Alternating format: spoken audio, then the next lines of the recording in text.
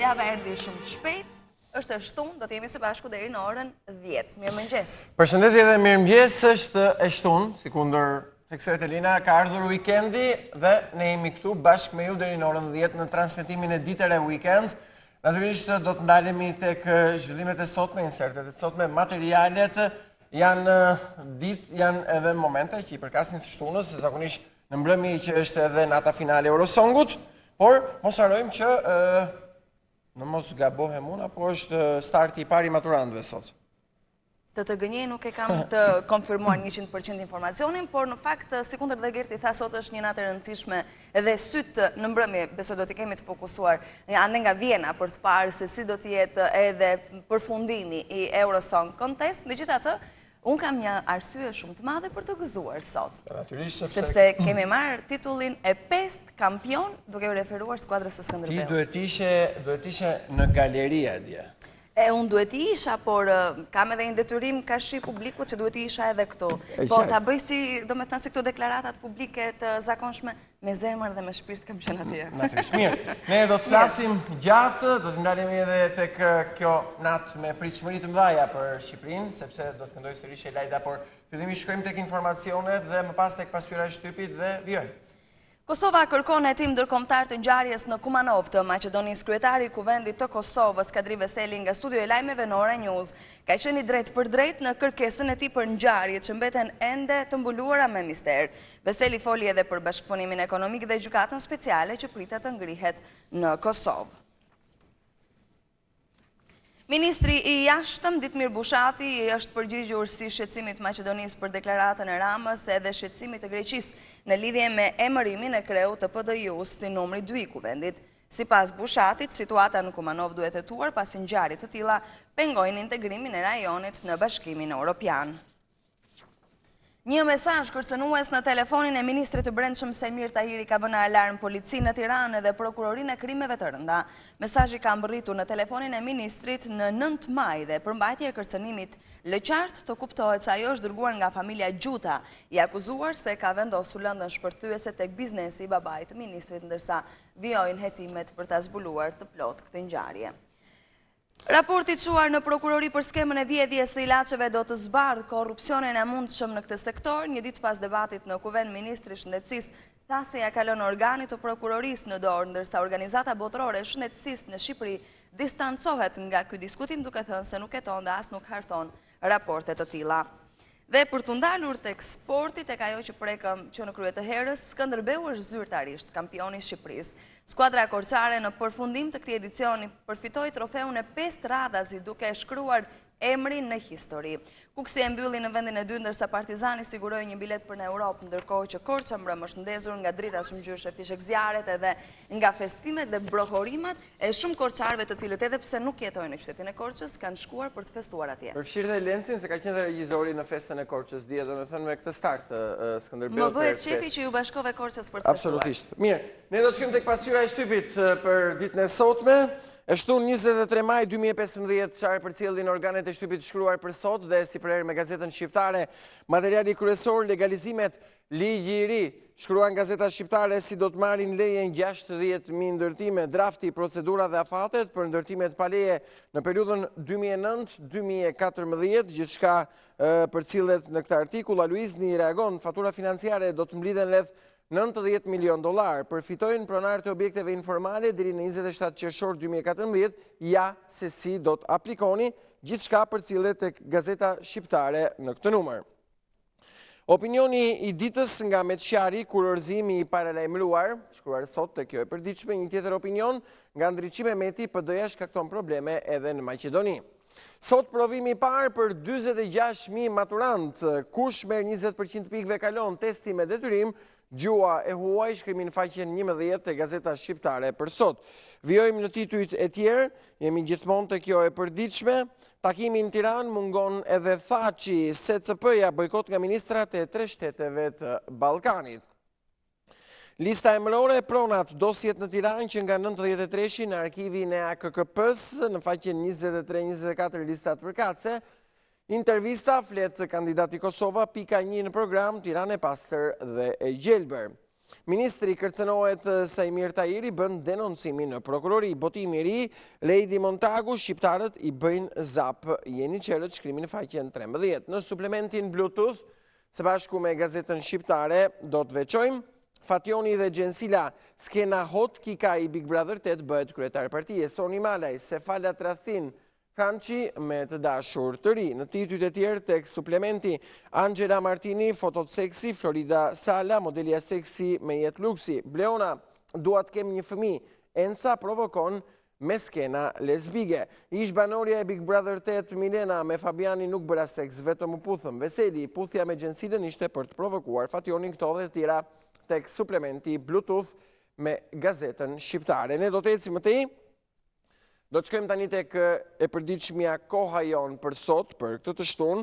Materiali kryesor i gazetës Koha Jon, fushata nis me krisma, shkruan kjo e përditshme në numrin e fundjavës së ditës shtunë. Programi për Tiranën, Erion Velia e deklaron problemet që do të zgjidhim në 300 ditë, 871 rrugë të amortizuara. Së bashku me foton kryesore, kandidati PS-s për Bashkinë e Tiranës Erion Veliaj dje duke folur gjatë prezantimit programit të tij në shifrën konstatuese nga stafi i tij për rrugët e amortizuara në Tiranë. Mesazhi kërcënim mafioz për ministrin e Brendshëm, artikulli në faqen 9. Investimet strategjike të huajt nuk do të ankohen tek gjykatat shqiptare, në faqen 7, ligji përkatës trajtohet në materialin në brendësi. Opinion nga Irfan Rama, kur princi Charles takohet me Iran. Një tjetër opinion nga Andi Bushati te Koha Jon në këtë numër, Rama në qarkun e nacionalizmit. Procesi nisin sot provimet e maturës shtetërore, ja edhe rregullat. Ankimimet nis fushata parti trokasi në gjykatën e zgjedhjeve, artikullin faqen 4, deklarata zgjedhja e Idrizit, Athina ngretonet kundër Tiranës. Takimet elektorale, jemi futur zyrtarisht në fushatën elektorale për zgjedhjet vendore, Viktor Tusha në Lezhë, investime në qendrat shëndetësore të Lezhës, artikulli botohet te Koha Jon. Speciale nga Gzim Llojdia, çfarë fshe misteri i liçenit Albano. Koment nga Viron Bezhani, dështimi i PD-s dhe vizioni europian i Veliajt. Dosier nga Nikola Sudar, rebelët Shiakas. 130 vjetori i vdekjes Viktor Hugoi, pena që himnizoi fatet e trishta, nga Albert Vataj, materiali te Koha Jon. Samiti rajonal, Ministri Bushati deklaron të hetohet Kumanova, reagim i Tiranës zyrtare. Mirë, to ishin titujt e gazetës Koha Jon. Ne vazhdojmë, jemi tek pasqyra e shtypit këtu në ditën e weekend, kemi mbritur tani tek gazeta Shekulli. Materiali kryesor i gazetës Shekulli për sot kërcënohet Sajmir Tahiri, SMS në telefonin e Ministrit të Brendshëm, nëse merresh me familjen gjuta do ta pësosh. Policia dhe prokuroria nisin hetime dhe kontrollet në Tiranë. Dyshime për Vladimir Gjutën në kërkim për tritoli në farmacin e babait të ministrit, nga Doriana Bezat, materiali botohet tek Shekulli në këtë numër. Mesazhet nga Siria, shqiptari vritet nga ISIS, historia e Ervin Hasanait, botohet tek Shekulli në këtë numër, në foton kryesore edhe protagonistët, historia e Ervin Hasanait, jetimit që u radikalizua në moshë të vogël dhe u ekzekutua nga militantët e ISIS pas zhgënjimit nga xhihadi, duke lënë në kampet e luftës gruan dhe 2 vajzat e mitura, në faqen 7, rrëfimi i kësaj historie botohet tek Shekulli. Investimi, flet deputeti Kogdhima, me rrugën e re nga Kuçi për Neymar në 25 minuta, artikulli në faqen 4.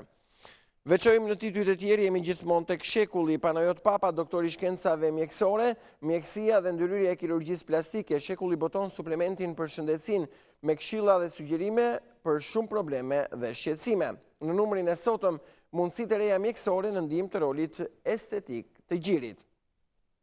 Matura shtetërore, nxënësit si cilën para dhe pas provimit të gjuhës së huaj, në faqen 10 dhe 11 rekomandimet përkatëse në lidhje me këtë prag provimi. Parandalimi dhe mjekimi i alergjive të stinës, pediatra Sanie Canka kujdesi për fëmijët në ditët me diell, këto në suplementin për shëndetësinë me Shekullin për sot. Andi Agaraj, gjurmuesi aparateve të vjetra fotografike, në faqen 14 dhe 15 profil me personazhin i cili ka hobi të tij edhe rekrutimin e objekteve fotografike të kohëve të shkuara. Mirë, Këto ishin titujt e gazetës Shekulli. Ne do të ecim më tej, do të shkojmë tani tek një tjetër e përditshme dhe pikërisht tek gazeta Tema. Materiali kryesor i gazetës Tema për këtë të shtunë, veçojmë Velia i prezanton programin 12 projektet për Tiranën në faqen 3. Materiali kryesor shoqërohet me foton përkatëse nga prezantimi i programit kandidatit të Partisë të Aleancës për Shqipërinë Europiane, prezantuar dje për Bashkinë e Tiranës Erion Veliaj. Në titujt e tjerë, editorial shkruar nga Mero Baze, 2 hapat e rrezikshëm përpara të Veliajt, shkrimi i botohet tek Tema. Koment nga Lorenz Vangjeli, tek sheshi mungon doktori. Në titujt e tjerë, Panajot Barka shkruan tek Tema, duhen toleruar deklaratat e fundit të Idrizit. Greqia kërcënon Shqipërinë për shpëtim Idrizin, një tjetër material të kjo e përditshme. Mesazhet nga Siria, shqiptari zhgënjur nga xhihadi vritet nga ISIS, Ervini nuk është më, ka shku, ka vdek, gjithçka botohet tek kjo e përditshme pikërisht tek Tema. Banka Botërore miraton One prej 1.2 miliard dollar për Shqipërinë, materiali ekonomik trajtohet në faqet e brendshme të Temës. Vladimir Gjuta, SMS kërcënues e Tajrit, shkrimi në faqen 10. Bosi i drogës kryetar parlamenti e pastaj në faqen 14 dhe 15 speciale tek gazeta Tema në këtë numër. Mirë, këto ishin titujt kryesor tek kjo e përditshme, ne do të ecim më tej, do të shkojmë tani tek gazeta Shqip në këtë të shtunë. Shohim edhe materialet e gazetës Shqip për sot. Titulli kryesor, kërcënohet ministri i Brendshëm, shkruan Shqip, mesazhi në celular, nëse merresh me familjen Gjuta, do ta pësosh. Pas bombave të shkurtit, Sajmir Tahiri vjet përsëri në Shinjestër. Policia bastis pronat e familjes së dyshuar në Tiranë, në faqen 7 materiali në brendësi. Koment nga Fatos Baxhaku tek Shqip në këtë numër, një copës nga parahistoria e reformës në drejtësi. Velia i shpall 12 projektet për Tiranën, Rama reagon, s'ka ministra të korruptuar. Takimi rajonal, tensionet në Ballkan, ulin nivelin e samitit të Tiranës, mungon edhe Thaçi në foton kryesore nga ministeriali i djeshëm në kryeqytet. Nasip Naço, korrupsioni është kthyer në sistem, zbardhen rekomandimet e qeverisë për prokurorin, shkrimi trajtohet në brendësi. Nga situata elektorale në vend, Komisioni Qendror i Zgjedhjeve regjistron kandidatin e PSD-s për Prenjasin, Gjinushi reagon, do të bëj padi penale. Vučić në Tiranë, agent identike me atë të Ramës në Beograd, gjithçka gati për vizitën e parë të një kryeministri serb. Zëvendësimi i PBD-s me PDI-un acaron qeverinë e Athinës, Ministria e Jashtme greke del me deklaratë zyrtare kërcënuese. Në titujt e tjerë jemi gjithmonë tek Shqip, plazhet private lejohen 94 të tillë në gjithë vendin. Qeveria përcakton numrin dhe kriteret e reja për dhënien me qira të Bregdetit në faqen 11 artikulli në brendësi. Superioria, sport, futboll, Skënderbeu ngre trofeun Partizani, kthehet në Kupat e Europës në faqen 22, materiali në brendësi jemi gjithmonë tek pasyra e shtypit. Unë ditër e weekend ishim me materialet e gazetës Shqip dhe do të shkojmë tani tek Mapo Weekend me titujt e saj këtu për ditën e sotme në ditër e weekend. Në titullin kryesor, apo zbarkon Putin në Ballkan? Maqedonia është vetëm një prej fush betejave, shkruan Mapo.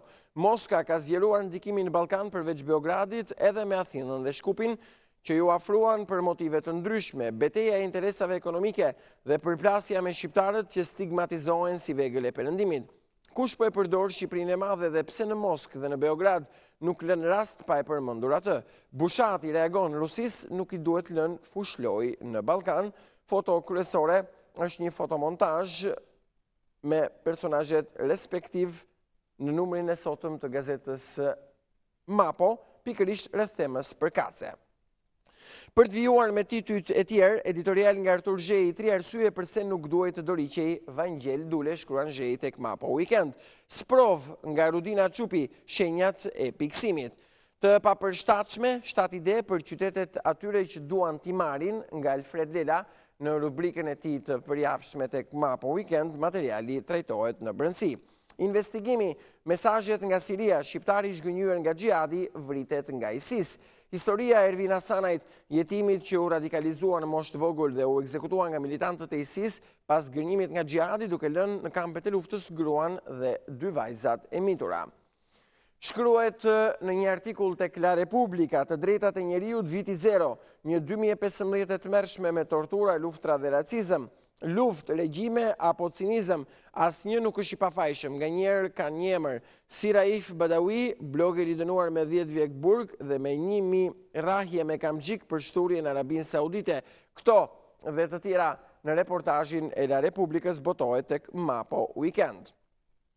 Dhe vim tek daljet publike të kandidatëve të Tiranës për Bashkinë, kampus universitar, Unaza e Madhe dhe Bulevardi i Ri, programi Veliajt, kandidati shumicës për kryebashkiak, ka prezentuar dje vizionin e tij për Tiranën. Në takim merrnin pjesë edhe kryeministri Rama dhe deputetët e Tiranës. Rama deklaron Veliaj është mundësia më e mirë për Tiranën.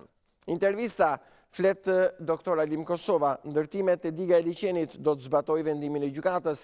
Kandidati i PD-s flet për projektin për Tiranën, akuzat e kundërshtarëve dhe cili është opinioni i tij për 21 janarin dhe Gërdecin. Intervista botohet tek Mapo Weekend për këtë numër.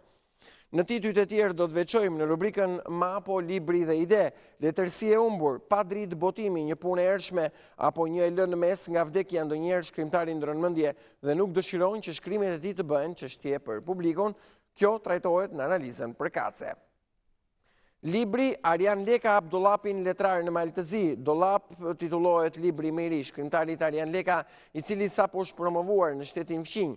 Libri Dollap hapet me esen në kërkim të Komishës Humbur dhe mbyllet me esen e lindur në provincë. Në titujt e tjerë, kontrapedalësh, rubrika nga Vladimir Myrtezaj, recensa nga Gimbaci, ide nga Balsor Hoxha dhe intervista me Alda Bardhyrin. Këto ishin titujt tek Mapo Weekend, ne jemi gjithmonë tek pasqyra e shtypit, vim tani tek Standard për numrin e ditës së shtunë. Materiali kryesor, natyrisht i referohet edhe dosierit, materiali kryesor tek Standard, letra private, si u propozues atë Pashtoptanit, vendi Ismail Qemalit, nga historia e atëhershme, materiali botohet tek Standard në këtë numër. Në rubrikën ide dhe debat nga profesor Artan Fuga, materiali Copza Tirane në kohë elektorale. Nga kronika e ditës veçojmë, takimi rajonal në Tiranë, raportet e tensionuara, mungon ministri jashtëm grek dhe i Maqedonas Dačić në Tryezë. Fushata për Tiranën, Alim Kosova zbardh 5 prioritetet, Erion Veliaj prezanton programin e tij. Kontrolli, skandal në postën shqiptare, kontrolli lartë i shtetit zbulon anullime dhe vendime jashtë ligjit. Tritolet, SMS kërcënuese ndaj ministrit Tahiri, dyshime për Vladimir Gjutën, artikulli tek Standard në këtë numër. Veçojmë në titujt e tjerë, sociale, matura shtetërore në provim, 46.000 maturant, Ministria e Arsimit dhe Sporteve deklaron, ndalohet celulari. Speciale, shkrimtarët e Ballkanit, hajde të flasim për lirin, kështu titullohet edhe shkrimi në numrin e sotëm tek Standard për këtë temë. Këto ishin titujt kryesor të faqes parë tek Standard në këtë numër, gjithmonë për numrin e ditës së shtunë, vim tani tek e përditshmja Telegraf, materiali qendror i gazetës Telegraf për sot, takim sekret Janulatos Dule me 40 priftrinj dhe 100 misionar, shkruan Telegraf në këtë numër. Zbardhet takimi i plot i kreut kishës ortodokse me kryetarin e PBDN-s dhe një shpurt të madhe njerëzish për ofensivën e radhës antishqiptare. Të gjitha detajet e mbledhjes së fshet botohen tek Telegraf në këtë numër. Veçojmë në titujt e tjerë, Ilir Meta takon Çiçek, Shqipëria dhe Turqia kanë shumë hapësira për bashkëpunim, artikulli në brendësi. Kryebashkiaku i Durrësit Vangjush Dako do të uli me 30% taksën e pronës për biznesin. Në faqen 2 nga daljet publike të kandidatit Aleancës për Shqipërinë Europiane në Durrës Vangjush Dako. Kandidati i PD-s për kryebashkiak Dr. Alim Kosova, projekti im për Tiranën e pastër dhe të gjelbër, në faqen 3 materiali në brendësi. Veçojmë në titujt e tjerë të gazetës Telegraf nga aktualiteti, Edmond Panariti, Selfo Kaplani, njeriu i dur për Bashkinë e Kuçovës. Nasip Naço, ministri i drejtësisë, rekomandimet e drejtësisë për prokurorinë e përgjithshme trajtohen në një tjetër material. Laura Lushaj, Divjaka, perla e peshkimit dhe e bukurive natyrore. Shpërthen ambasadorja e Bashkimit Evropian Vlahutin. Partitë kryesore mbrojnë kandidatët me rekorde kriminale që konkurrojnë për kryebashkiak dhe për këshillat e bashkive. Të inkriminuarit i gjeni me shumicë në Google, mos i votoni ato, është apeli ambasadores së Bashkimit Evropian në Tiranë, shkrimi në faqen 5. Sot provimi gjuhës huaj duhet të dinë prindrit e 46.000 maturantëve, drejtoritë arsimore, monitorim të rept në çdo shkollë të mesme, materiali në faqen 9. Në rubrikën opinion dhe koment, një shkrim nga Çliri Moxha, Aulona Interfolk, magji dhe krenari. Koment nga Gjiladin Qelmeta, Kongresi Historik i Përmetit. Kujtimet e Skënder Seferajt, takimet me Mehmet Sheun, Beqir Ballukun dhe Ito Çakon, momentet e vdekjes së Enver Hoxhës, rrëzimit të shtatores dhe lirimit nga ushtria, në faqen 14 dhe 15 kujtimet e atërshme botohen në materialin e Telegraf për sot. Ne do të ecim më tej, do të shkojmë tani tek e përditshmja 55, titulli qendror i gazetës 55 për këtë të shtunë, Rama prezanton Veliajn, por i penduar, shkruan 55 në numrin e sotëm. Edvini i bëri keq llogarit me veglën e tij politike për Tiranën, pasi ka verifikuar se baza e antarësisë socialiste po konfirmon një vot krejtësisht kundër kandidatit kryeministrit, Ramës nuk i ka mbetur veç se ta përdor se i menin e tij si kurban të dështimit të programit qeverisë. Vota kundër Veliajt po synohet paraqitet prej Ramës si një amortizator i zemratës legjitime të shqiptarëve, si një përpjekje për të ndalur rënjen e nomenklaturës Rama-Veliaj. Në foton kryesore tek 55 për sot edhe kandidati i Partisë Demokratike për Bashkinë e Tiranës, Halim Kosova, nuk do të ketë rritje të çmimit të ujit në Tiranë, thekson doktor Kosova në daljen publike të radhës. Kandidati demokrat diskutime 5 ditore me qytetarët për programin e tij. Doktor Halimi, 24 milion euro për landfillin e Sharës, shtimi i hapësirave të gjelpra dhe pastrimi i ajrit janë prioritetet e programit të tij për mjedisin. Editorial nga Ilir Nikola tek 55 për sot, vrimat e Edi Ramës nuk i mbyll dot miliardi myshteri tek Banka Botërore. Ky artikull botohet sot tek 55. Vau i Dejes, polici qëllon me armë vëllain e kandidatit për Vaun e Dejes, Fredi Ila. Shokon Safet Gjici ka mbaruar fakultetin e Ministrisë së Brendshme, artikulli botohet tek kjo gazet për sot nga deklaratat e kandidatit socialist të Kamzës në emisionin të pa ekspozuarit. Kronika, Grida Duma do bëj çdo gjë që t'ia vlej të merresh me bujqësi. Gjergji Mero, bashkia ka punuar për të pasuruar pushtetarët dhe jo për të mbrojtur qytetarët. Bashkia e Korç, 2.5 milion euro për kullën, kur qytetarët marrin çdo gjë me listë. Forum nga Fajkonica, retrospektiv, Maqedonia dhe rreziku i teokracisë ortodokse, shkrimi botohet tek 55. Pse po ecim në rrugën e punizmit panslav nga Sefedin Xhari, artikulli në brendësi. Analiza, Rusia e re drejt zhdukjes tek Europa e lirë, botohet kjo analizë rreth aktualitetit ndërkombëtar me botimin e saj tek 55. Enigma e Kumanovës, një shkrim opinion nga Mileim Shefkiu tek kjo gazet. Këto ishin titujt kryesor tek 55, ne do të ecim më tej. Shkojmë tani tek Rilindja Demokratike, organ i Partisë Demokratike. Titulli kryesor, lidhni zagarët, banda në polici, terror me armë në Vaun e Dejes, janë të pashpres. Dodani ka nxjerrë pistoletën e shërbimit dhe ka qelluar 2 herë drejt Fredi Ilës, duke thënë shkoni dhe më denonconi prap pse marr pjesë në mitingjet e PS-s, po u mbajti. Gjithçka botohet tek Rilindja Demokratike në këtë numër. Degradimi, skandal, foto si edhe bazat ushtarake po kthehen në zyra elektorale të PS-s dhe LSI-s në faqen 5 tek Rilindja Demokratike ky artikull. Lefteri Prifti, projekti im për imarën, punësimi i të rinjve. Kërcënimet ndaj banorëve, nëse zvotoni PS-LSI, u presim dritat. Një kandar për fikun e Ramës nga Shkëlzen Berisha, materiali tek Rilindja Demokratike për sot. Veçojmë në titujt e tjerë, qelbësirat, parat e pistat korupcionit dhe krimit për blerjen e votave. Gjergji Mero, alternativa, kulla 2.5 milion euro në Korç dhe qytetarët që marrin ushqime me listë, shkrimi në faqen 4. Akti çnjerëzor, monstruoze, fëmia Down dhënohet në takim nga njerëzit e Zogut, në faqen 3 artikullit tek Rilindja Demokratike për sot. I riu i kërkon ndjes Kosovës, na kanë trajnuar të fyejmë, në faqen 7, artikulli botohet tek kjo gazet. Mirë, ishin titujt e Rilindjes Demokratike, do të shkojmë tani tek Gazeta Integrimi. Botim i Lëvizjes Socialiste për Integrim, titulli qendror drejtimi i duhur për zhvillimin, shkruan Gazeta Integrimi. Viktor Tushaj, mjedis i pastër, prioritet për Lezhën, destinacion i rëndësishëm turistik. Kandidati i Aleancës për Shqipërinë Europiane për Bashkinë Lezhë, i shoqëruar nga qindra të rinj, merr pjesë në pastrimin e plazhit Shëngjinit në kuadër të ditës ndërkombëtare të biodiversitetit, materiali trajtohet te kjo gazetë. Kandidatja e Pogradecit, Diana Mile, me veteranët respekt dhe mirënjohje, kontributi të këtij brezi, vend të veçantë në program. Kandidatja për Bashkinë Prenjas, Miranda Rira, takon minatorët pas 21 qershorit, shqetësimet tuaja do të marrin zgjedhje të menjëhershme. Në titujt e tjerë veçojmë se Elfo Kaplani do të lidhim me infrastrukturë bashkëore qytetin me të gjitha komunat. Kandidati për Bashkinë Kuçov në Lumas, Kozare dhe Perondi. Kandidati i Kuksit, Hasan Alilaj, me banorët e Lusnës do të investojmë në infrastrukturë dhe bujqësi për zhvillimin e zonave rurale. Kandidati për Skraparin, Nesim Spajiu, vëmendja ime do të përqendrohet në bujqësi për promovimin e prodhimeve bio të Krajinës. Kandidati për Bashkinë e Beratit, janë titujt e Gazeta Integrimi.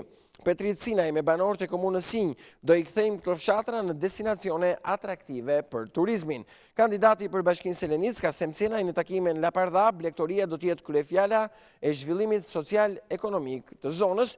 Koment nga Viron Bezhani, dështimi 4 vjeçar i Bashës dhe vizioni europian i Veliajt. Kandidatja e majt, ftes rivalit në garën për Bashkinë, Zamira Rami, të bëjmë fushat qytetare me garë programesh dhe vizioni për Gjirokastrën tonë. Këto ishin titujt kryesor të Gazeta Integrimi, botimi i Lëvizjes Socialiste për Integrim. Vim tani tek e përditshmja sportive, Sport Express, me materialin e saj kryesor për ditën e sotme. Tirana, tifo për Kuksin, Bardhe Blut nuk gabojnë me Teutën, vendos goli i Bakajt. Europa tani varet nga finalja e kupës. Kryeqytetasit e mbyllin në vendin e 4, kanë ende një mundësi për të shkuar në UEFA Europa League. Në foton kryesore rreth ceremonisë së dorëzimit kupës dje në Korçë, ndizet Korça ka fest pafund për kampionët. Skënderbeu madhështor, korçanët fitojnë edhe ndeshjen e javës fundit ndaj Vllaznisë, që i ka paraprir festës së madhe në këtë qytet. Suksesi i kuq, Partizani mëshiron Elbasanin e 19 vjeçarëve, i bën vetëm 3 gola. Sezoni dështuar, flamurtari e mbyll në zi, humbet me Kuksin. Poker Kurbina, sa Polonia lançon të rinjt, mundet thellë nga Laçi. Mediat italiane, Gashi shkon te Lazio me një kusht Championsin. Në titujt e tjerë, tek Sport Express, Udinese vjen në Shqipëri, firmos bashkëpunimin me Akademin Internacionali dhe të firman kontrat me drejtorit përgjithshëm të Akademisë Udinezes, Massimiliano Ferrigno, dhe presidentit të Akademisë Internacional Tirana, Ervin Cenolari. Projektet dhe ardhmja zbulojnë planet përkatëse. Mirë, këto ishin disa nga titujt kryesor të Sport Express, ku kemi përfunduar pasqyrën e shtypit për sot, në ditën e weekend. Pas pak do të jemi në një hapësirë publicitare dhe mëtej do të nisim bisedën për ditën e sotme me të ftuarin kantautorin Gjergj Leka. Do të flasim për Eurosong, natën finale të ditës së sotme dhe pritshmëritë e shqiptarëve. Pas pak.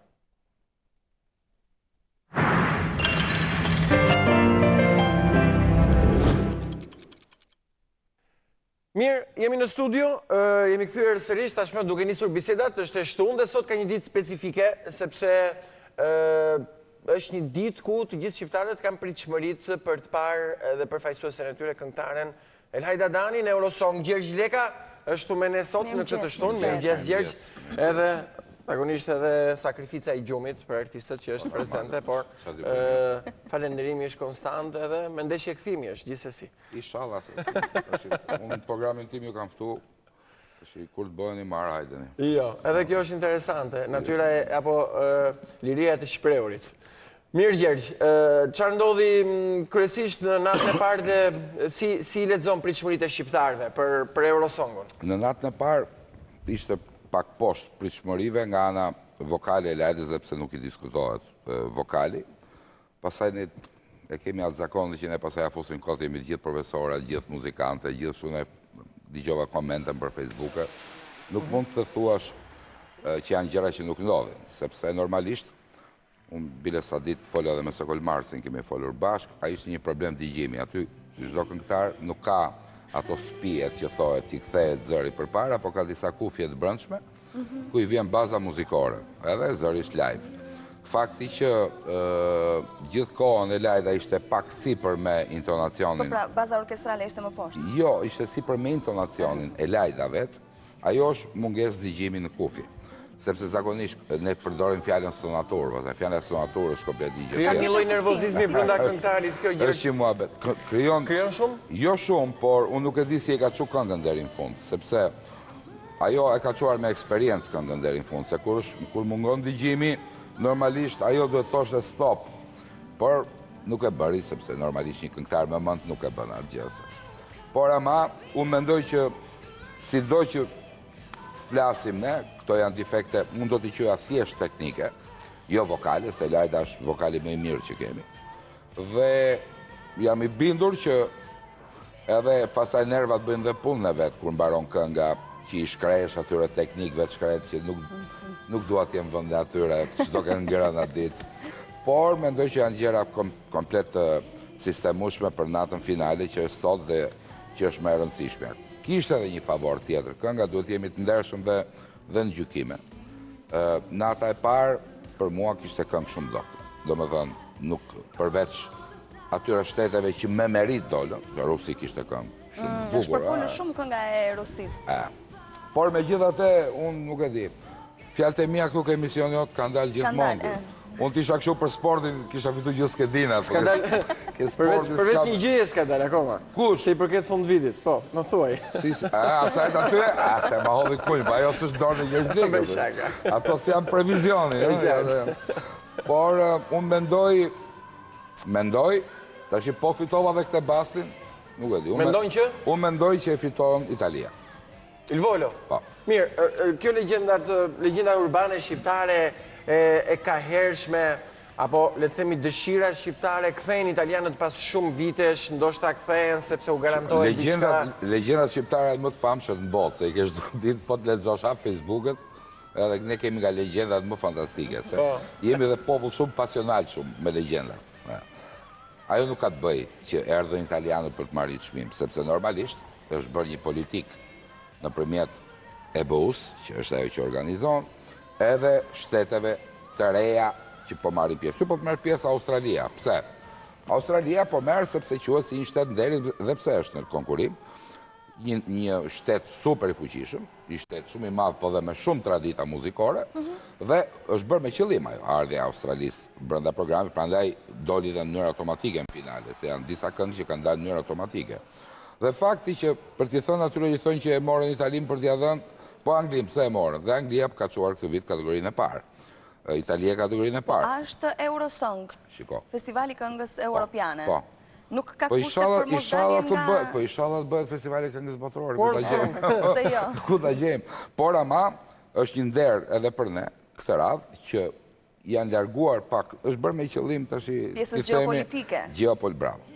Domethënë, sepse dihesh, në momentin që shkojnë në një festival europian i thënçin dikur, sepse bëhesh e ligjin e eks-republikat ruse, i dim ato gjëra si që ka ndodhë. Mirë, Gjergj, ndoshta teleshikuesit pritshmëritë e cilëve janë shumë të mëdha, rrjeti social u turbua ditën e natës parë. Gjergj thot, pse të mos fitoi kënga shqiptare? Dhe pse Gjergj zgjedh Italinë? Unë mendoj, jo, Gjergj zgjedh Italinë dhe për një arsye tjetër. Sepse në radhë parë Italia është djepi muzikës, edhe Italia me gjithmonë ka dhe një këngë shumë të bukur. Unë i kisha të ftuar në programin tim drejt në fundit gjithë këto që ikën atje, edhe me gjithë entuziazmin, një moment unë ja preva entuziazmin me mënyrën më logjike të botës, dhe shikojnë. Fakti që ne na ka votuar bota, dhe është ere parë, se historikisht këngët tona i ka votuar Shqipëria dhe komentet kanë qenë si kanë qenë nga bota. Duke filluar nga politizimi këngëve, nga shqiponja tona, nga krahët e hapura, nga duart e bashkuara, dhe është ere parë që 95% e komenteve janë të huajt. Huaj? Të huaj. Dhe të huaj që flasin mund t'jenë ndoshta jo dhe partizantë Shqipërisë si shtet, por ama ke Lajda, ke muzika. Unë mendoj që kjo është gjë më e rëndësishme nga gjitha. Pastaj komentet, si është kënga, si nuk është kënga, kënga për mua është super europiane dhe shqyqyr, se na grinë ato motivet tona, se në kudo, dhe motive që s'janë dhe t'jugut, ne bëjmë sigur janë t'jugut ose të veriut.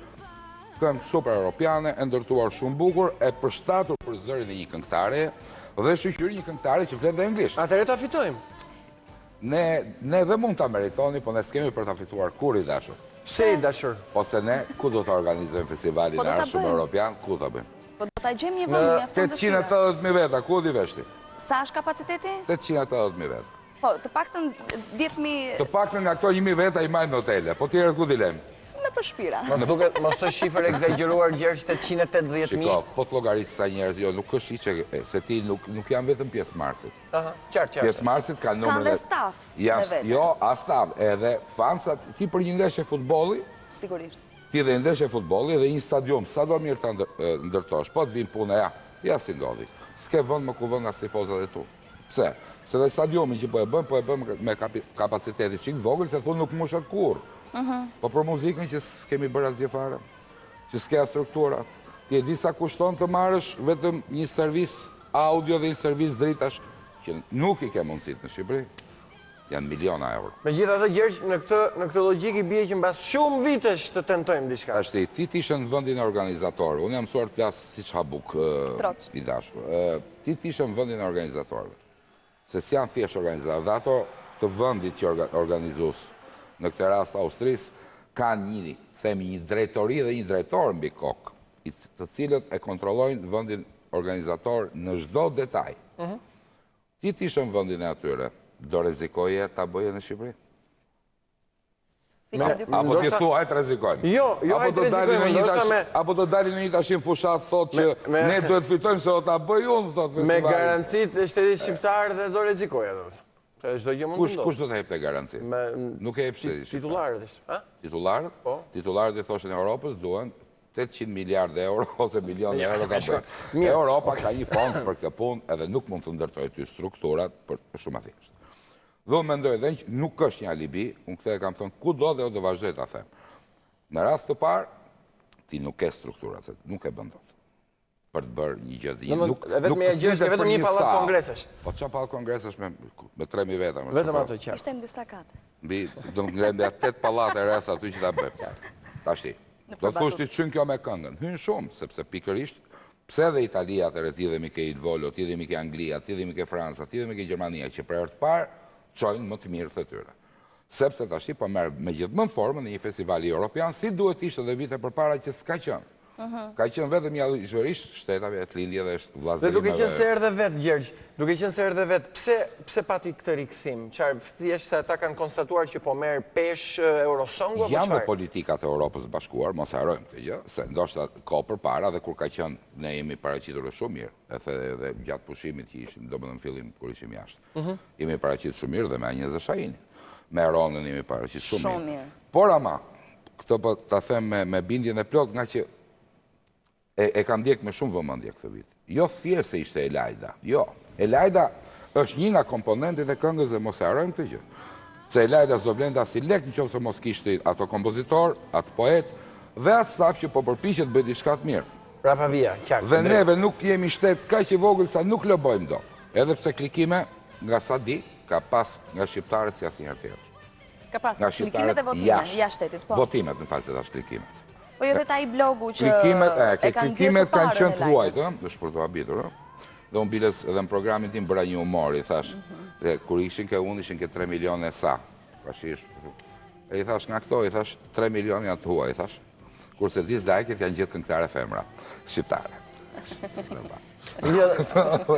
Megjithatë, do të paraqitet paktën me formatin, në natën finale sot paraqiten dhe si shtatë dhe italianët se futen direkt. Janë futur direkt që para natës. Jo vetëm italianët.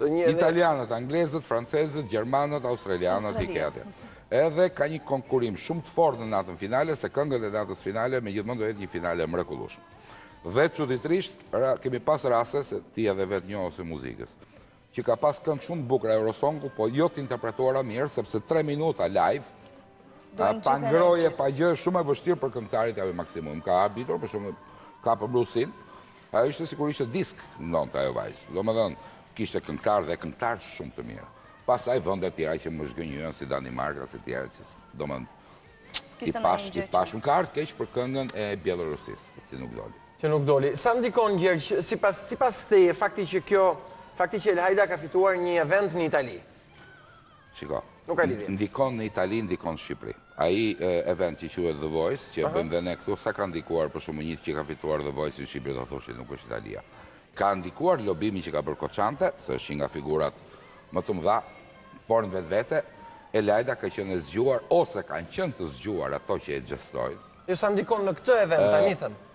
Jo, nuk ndikon. Nuk ka fare. Nuk ndikon, Se nuk ja marim italistë ato 12 pikë, vetëm për të fakt që Elhajda ka... Shiko, Gjergji. Italijës, ti do t'ja Nëse eci me marrësh... këtë logjik. Ore do t'ja marrësh me pikët e shqiptarëve që do votojnë, se do votojnë shumë.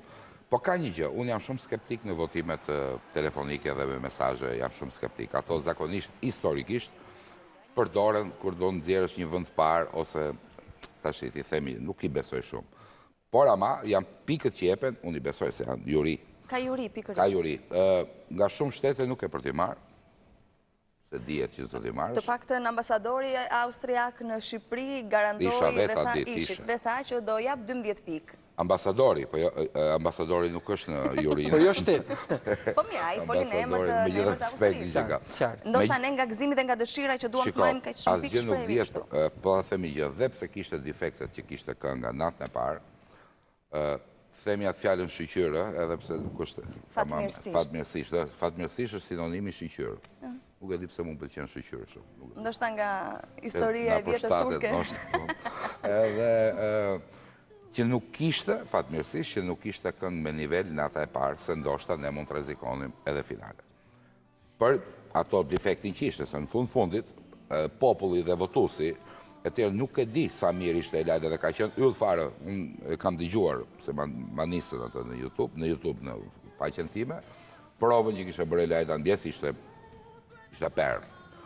Ishte më mirë se sa në finale. Shumë s'kishte lidhje fare, ishte yll fare, do më thënë, pas një defekt, pas një gjë. Këto janë pastaj defekte teknike që populli thotë që stonoj Elajda. Po pse nuk mund t'a di populli pse. Ishte e lodhur Elhajda? Jo, absolut. Jo. Bile, edhe po them është një luks si të kesh gjithmonë një ditë pushime, kam pas shumë ditë pushim përpara, kam pas prova shumë tjeta, dy kalime kam pasur gjatë paraditeve. Do më thënë, dhe gjithë kalime janë prova teknike që i quhen. Pikërisht për atë që nuk e shkreta e lajt, nuk e pati fatin të ketë gjatë interpretimit.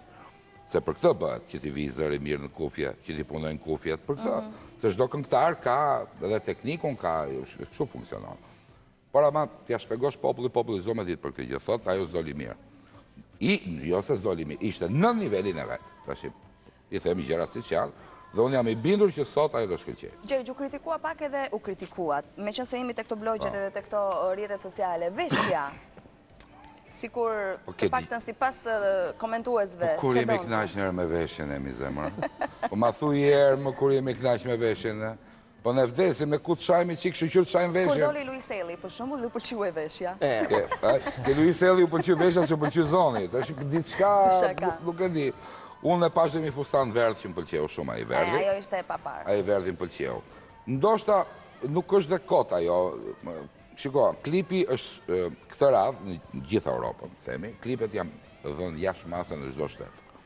Dhe nuk ka ndodhur. Në mënyrë që të marketohej kënga? Është marketuar jashtë masë kënga e tamam. Erët e tjera nuk ka ndodhur. Ne kemi pas dhe këngët e tjera dhe të vëshoja vetë, që ishte promotori, vinte puna klipet i jepeshin njerë në 2 ditë, njerë 3 ditë. Do me dhënë, të vëshoja ka dhënë më shumë se 20 herë në ditë klipin, jo se i ka pas dhe një orientim nga e BU-ja për promovimin e këtyre këngëve. Dhe unë mendoj që është gjë shumë e mirë. Kështu që këto këngë që po dalin tashti, këtë edicion, nuk janë thjesht në YouTube, po janë dhe super të promovuara në gjithë shtetet. Dhe jo vetëm kënga e shtetit, por, bravo, këngat e natës parë, për shembull në çdo shtet pjesëmarrës kanë qenë një detyrim, themi, i EBU-s, që këto këngë në çdo shtet jepeshin të gjitha. Do me thonë, siç kemi dëgjuar ne këtu, këngën serbe, këngën ruse, po kështu serbët, rusët, italianët kanë dëgjuar këngën tonë. Më pëlqeu falënderimi në Shqip. Po si o da bënde, pa tjetër o da bënde. Me gjitha të, Gjergj, nëse ti mendon për arsyet që dheqë është pak e vështirë dhe... Jo pak e vështirë, unë them është e pamundur. E pamundur. Dhe ku do ta konsideroje super sukses deri në çfarë rankimi? Super suksesin unë e kam thënë njerë. Jo, mos... Pse? Dgjoj Gjergj. Unë po dole ke 4 vendet e para atje suksesin më të madh. Por ama, Nuk e di, sepse ka dhe një gjë, po të them, ka dhe një konkurencë shumë të fortë me shtete big, të cilët nuk kanë marrë, për e përsëris, nuk kanë marrë pjesë me kategorinë e dytë, por me të parët, duhet jemi qik koshjent, duhet jemi realist për këtë gjë, në momentin që në këtë edicion më të vështirin në 11 erë që ne kemi marrë pjesë në Elajda Arin edhe vëndin e 67, unë them është një fitore shumë e madhe, me këtë nivel që ka. Me këtë nivel që ka eventi? Që ka eventi. Se do logarisësh me nivelin që ka eventi. Po sigurisht, me kandidatët që ka. Me gjitha të, unë i shala e pas, ta kem gabim gjithë jedhen, se pas e do më thënë me gjerësh, po doli e dyta, pëse the e shtada, po të se kemi ndorë ne. Jo, absolutisht. Me gjitha të... Absolutisht. Kush voton nga shqiptarët gjerësh? Vetë ata që i njifet vota atyre që janë jashtë shumë. Jo, nuk voton nga juria, pjesa... Të thëmë drejta, më beson që asë si jam interesu fare, po djetë, ne do t'japim atyre që ne japim neve. Po në përgjithësi si funksionon sistemi, vjen specialist në përbot, apo shkon një letër edhe votoni? Janë njerës që themi, pasaj ajo është subjektive, nuk është, që thotë që këj mërë vesh ka muzika. Shumë merë këne ka pas e njerës se s'mërë në vesh ka muzika që kanë votuar. E di pse të pyes se kam vënë red pak të në edicionet e kaluara del një zotri në çdo shtet apo një zonjush apo një... Ajo përfaqëson një... Okej, unë e kuptoj që përfaqëson, po del lexon ato pikët edhe punto e basta kaq, domethënë pa ditur backgroundin se kush ka votuar, si është votuar. Normale, se normalisht backgroundet nuk janë gjithë profesionistë. Absolutisht. Janë më shumë populli edukuar muzikalisht, kjo është shpreha më e bukur. Me gjitha të, neve do të bëjmë pallat në kongreseve me qarë. E bëjmë një Kemal Stafa. Do bëjmë atë rështesa pa leje. Të lutem. Me gjitha të, jo, nuk e di nëse kishe pyetje tjetër, sepse... Jo, kam një pyetje, po ti është më të ngacmuar në një vend tjetër. Kujt je futur në shtëpi këtë fundjavë? Kujt jam futur në shtëpi?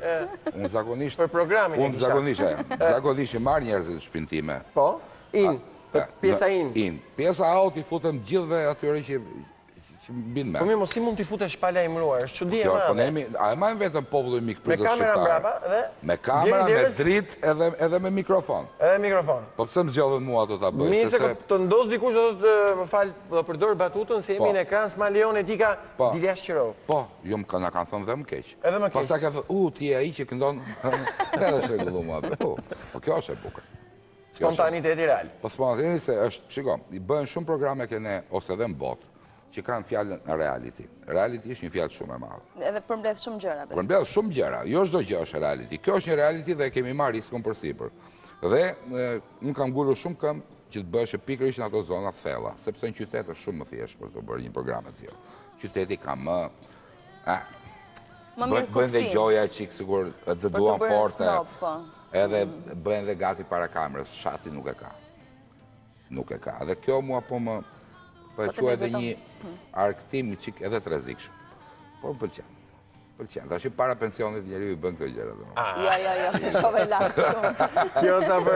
Kjo sa për edhe një busjeshje, po. Cila mendon se do jetë surpriza e këtij Eurovisioni? Ai që ndoshta njerëzve nuk ja u merr mendja. Ai që ja merr mendja, Rusia. Për mua kishte këngë shumë të mirë. E çojnë vend dytë, e thanë i farë mënyrë. Edhe unë këtë mendoj. Rusia, sepse për herë të parë ndoshta Rusia ishte larguar motiveve se edhe motiveve ruse dhe këto Rusit janë shumë tradicional. O kalojnë në ekstrem, në alternativ, o janë tradicionale.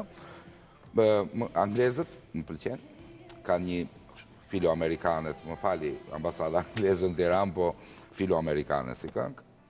Edhe këngëtari ishte filo-amerikanë në mënyrën e të kënduarit. Por them, duke ditur ambicjen profesionale të Elajdës, se këtë se ka vënë njeri në llogari, Elajda është një vajzë me tepër ambicje, prandaj dhe do të çajë dhe do ecë si përpara. Ajo vajzë e urtë ashtu që duket, ajo me atë buzëqeshjen e thjeshtë, ajo ka një ambicje që është numri 1 që i mungon këngëtarëve shqiptarë. Ambicje këngëtarëve shqiptarë kanë më shumë ke leku se sa kanë ke fama, e vërtet muzikore. Ajo vajzë do ecë se ka një ambicje dhe unë them që sot ajo do na surprizoj. Fjala ime më vesh Perëndis, por duke ditur atë vajzë, unë mendoj që mundësisht unë do shkoja në Vjenë, e kishim lënë për të shkuar, unë kam programin, nuk mund të leja një javë pa program. Është produksioni. Dhe unë e di çka vuajtur ajo mas natës parë, që asnjë nuk e di. Unë e di çka vuajtur. Çfarë? Unë e di, as ka fjetë gjumë, do këtë qarë me jastikun kështu që mos e dëgjojnë tjerët dhe mos e shohin tjerët, normalisht. Dhe në prova jam i sigurt që ajo ja ka marrë shpirtin teknikëve të Eurosong. Kështu që besoj që dhe i me qik vaj dafine për para, që është, do më thënë, pak vaj dafine 2 orë për para se të këndoj këngën. Dhe kjo është për një shpërthim. Sonte në mbrëmjen e Eurosong, pritshmëritë e shqiptarëve janë atje, sepse është nata finale nga Vjena, aty ku të gjithë presin dhe natyrisht edhe mesazhi, por dhe gjatë gjithë ditës dhe në rrjetet sociale, por edhe në mesazhin në tërësi si dhe çdo vit, të gjithë mesazhet në drejtim të këngëtares shqiptare, sepse përfaqësohet Shqipëria. Gjergji, sa ta është në radhë, nëse mund ta dish? Në rend të tjerë nuk. Sot Gjergji nuk kam interesuar fare për këtë se s'ka rëndësi. Për mendimin tim, më mirë është mos jesh aq në fund sa ishte. Që ti superosh kam përshtypjen. Ase para, po nuk e di tash. Ishte shorti?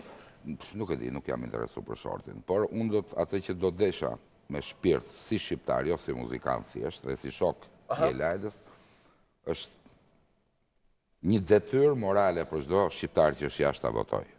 Sepse kemi një këngë që na përfaqëson mirë, kemi një këngë që bie Europë dhe jo thjesht vetëm era tradit. Tradita është shumë e rëndësishme, por tradita e lidhur me diçka moderne të kohës, me një mënyrë të kënduarit që ndryshe si ka bërë dhe mirë Italia që ke Elajdës. Absolutisht.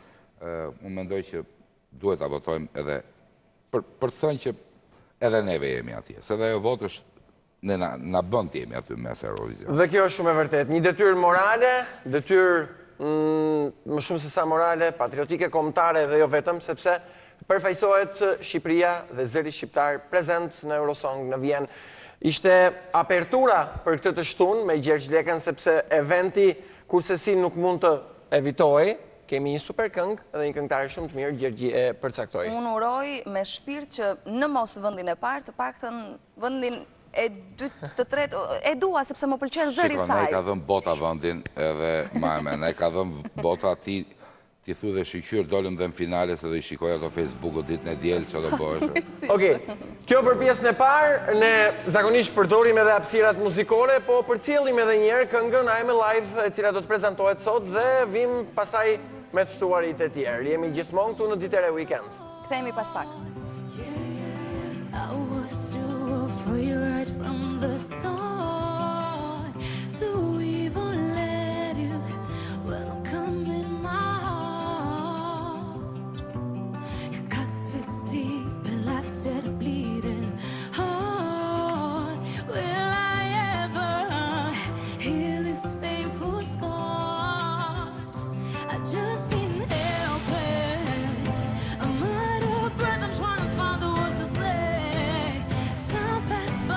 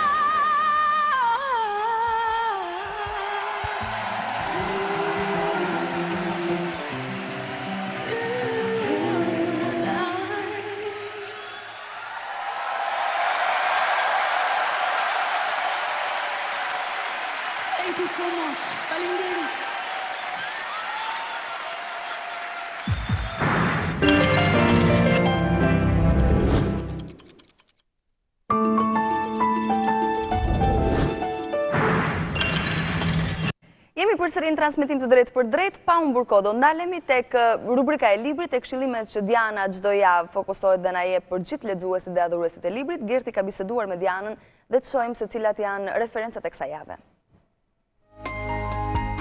Përshëndetje dhe mirëmëngjes, shikues të ditëre weekend, jemi si zakonisht në të shtunën tradicionale, tashmë edhe agend dhe menu e çdo të shtune, rekomandimi mbi librin. Kurse si nuk mund të më mungoj mikesha personale, por është shkrimtarja dhe përkthyesja e njohur Diana Çoli. Mirëmëngjes. Mirëmëngjes, Gerti. Dhe ne do të përcjellim sot disa rekomandime të saja. Shoh një mal me libra në thonjza që i përkasin edhe fundjavës apo më saktë edhe hapësirës tonë televizive që kemi në dispozicion për ju, natyrisht duke u bazuar te disa këshilla jo pak të vlefshme, përkundrazi, shumë të vlefshme në ato dilemat që mund të keni. Atëre, Diana, jemi këtu në një ambient, dhe ambient ynë i zakonshëm, e ndrojmë dhe njerë dhe kthehemi dhe të shtëpia e librit. Po. Atëre, unë kam përzgjedhur për këtë javë, libra ka shumë, botime ka shumë, por shqemi të sugjerojmë. Edhe pas Panajirit. Edhe pas Panajirit, edhe librat e Panajirit janë shpërndarë tashmë në për librarit respektive. Unë kam përzgjedhur sot si një sugjerim të veçantë, librin e Virgjil Muçit, Natyrë mort me kulturë. Natyrë mort me kulturë. Natyrë mort me kulturë. Një titër, një titull janë interesant, po morti, natyra, kultura, tre emra. Që janë të gjitha kulturë. Atëre, këtu kemi, ky është botimi Wet Pressit, i shtëpisë botuese të Universitetit Europian të Tiranës. Autori Virgjil Muçi është një autor mjaft i njohur për lexuesin shqiptar, ka mbi 17 libra, romane, përkthime, ka përkthyer autorët më të shquar botror, ka romanet e tij, ka studimet e tij letrare. Ky është një libër me kritik letrare, me recensione librash, me studime mbi kulturën, me përsjatje, me ese. Është një kontribut i vyer në kritikën tonë letrare, me padyshim shkruar nga pena e veçantë e Virgjil Muçit, nga kultura e tij shumë e madhe, erudicioni i tij. Unë e sugjeroj këtë libër për të gjithë ata që e duan kritikën letrare, që duan ta njohin letërsinë nëpërmjet kritikës, dhe edhe pak t'i kundërshtoj skeptikët që thonë të ne s'ka kur as kritik as gjë. Që ka. Sigurisht. Kjo është dhe puna shumë vjeçare e Virgjilit, që ai ka botuar nëpër gazeta, ai ka mbajtur rubrika të kritikës letrare me vite, tek Klani dhe në revista të tjera. Kështu që këtu është dhe një përmbledhje shumë prej shkrimeve të tij në vite. Ka qenë apo do të jetë tek kronika e papërfunduar? Padyshim që do të jetë një nga të ftuarit e mi special. Okej, sepse kemi brandin që nuk e gjejmë në asnjë emitent tjetër, brandin që juve e kuroni, natyrisht më keni detyruar dhe mua ta shoh në momentet veçanta në transmetim, sepse janë emra të cilat pak vërtiten në për studio televizive. Po, për të vazhduar. Atëherë, vazhdojmë përsëri me një autor shqiptar, kësaj radhe me një studius, Gjergji Shuka, që ka sjell me shpinë botuese Naimi 30 legjenda dhe këngë ballkanike që janë studime mbi origjinën historike të këtyre legjendave, të këngëve ballkanike, tonave dhe të Ballkanit. Është një studim mjaft i madh, mjaft i gjerë, mjaft interesant. E sugjeroj për të gjithë ata. Edhe nga tjetër, po faleminderit.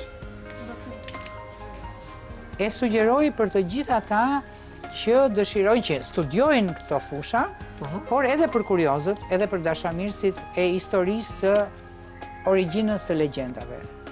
Atëherë, për të vazhduar, mbas librit libri i parë i zotit Muçi, po. Dhe pastaj një autor i tretë shqiptar që është gazetari dhe publicisti i njohur Xhevdet Sheu. Xhevdet Sheu ka sjellë kësaj radhe një libër të tij, Prapaskena dhe ulumtime në historinë e Shqipërisë komuniste, nga shtëpia botuese Kat Print 2015. Është me parathënie nga profesori Pollum Xhufi. Këtu njerëzit mund të gjejnë kapitull shumë interesant, për shembull, planet për eliminimin e Enver Hoxhës, planet angleze dhe jugoslave për coptimin e Shqipërisë, si kërkoi në 57-ën me Meçeu lidhje me Shtetet e Bashkuara. Ditën nata kur Berisha veshi kostumin e diktatorit, thot Xhevdeti. Dhe shumë roli Enver Hoxhës në themelimin e Partisë Komuniste, prishja marrëveshjes Mukjes, dhe të tjera interpretime dhe spjegime të Xhevdet Sheu, që është një gazetar i vjetër dhe me shumë përvojë, që ka të akumuluar studimin e tij, shikimin e tij, opinionin dhe interpretimin e tij si gazetar. Dhe ne rekomandojmë pikërisht për këtë fundjavë. Prapa skena, hulumtime në historinë e Shqipërisë komuniste, nga 4 prind vjen ky botim. Kalojmë tash tek letërsia e huaj. Do të merja në dorë librin e Roberto Savianos 000, që ishte para pak kohësh në Shqipëri, me rastin e Panairit. Nuk ka nevojë shumë ta prezantoj tashmë Roberto Savianon për lexuesin shqiptar, sepse ka marrë në dorë dhe libra të parë të tij. Ky është libri i tij i fundit, Nga botimet Dudaj, ka përkthyer Agim Doksani. Libri është Si e qeveris botën kokaina.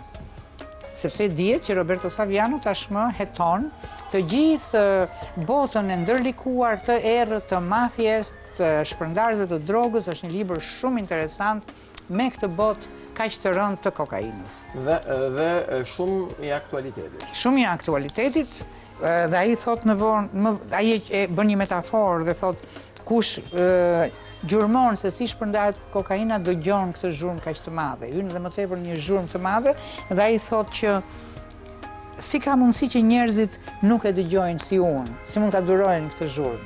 Është metafora e tij për vuajtjen që shkakton marrja e drogës. Marrja e drogës. Natyrisht që është përkthyer edhe slogani apo në titullim. Unë gjithmonë duhet të përmendim dhe përkthyesin. Ai thash që e ka përkthyer Agim Doksani. Shkurtohen. Si e qeveris botën kokaina pra Roberto Saviano, Nga botimet Dudaj. Për të vazhduar, kemi një klasik botëror, Mos e lufto pranverën, roman, Nga botimet Peggy.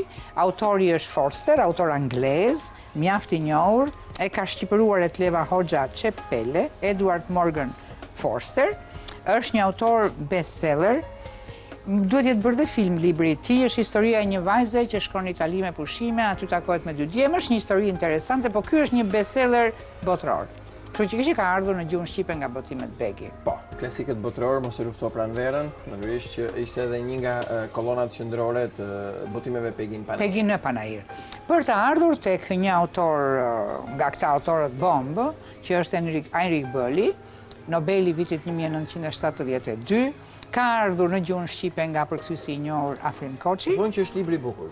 Padyshim, nuk mund të mos jetë i bukur derisa është i Heinrich Böllit.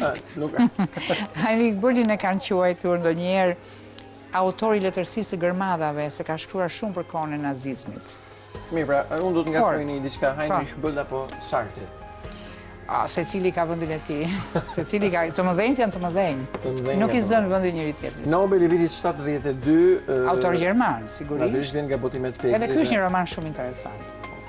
Një roman i tij më mrekullisht i konceptuar, magnum opusi që kurorëzon gjithë veprën.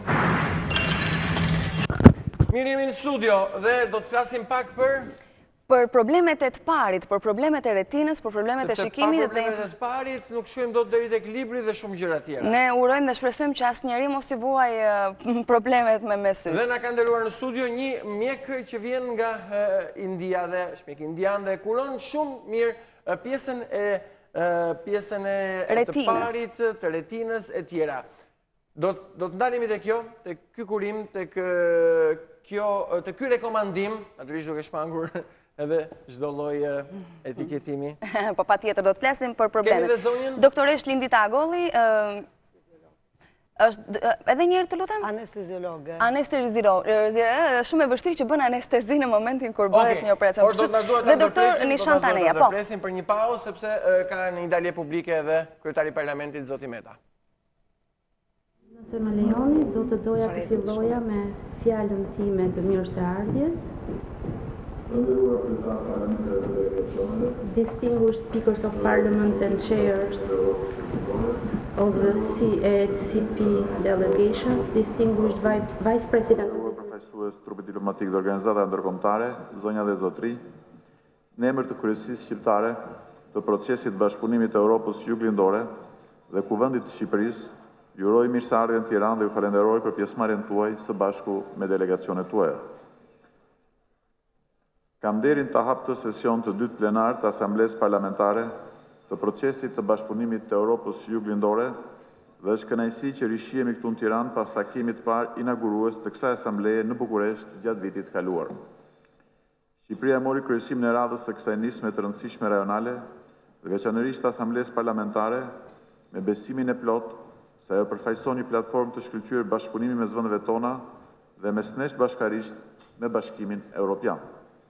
Të ndërgjegjshëm se parlamentet tona, me peshën dhe autoritetin e sovranit, janë vinë e parë të proceseve integruese dhe bashkëpunuese në Europën juglindore.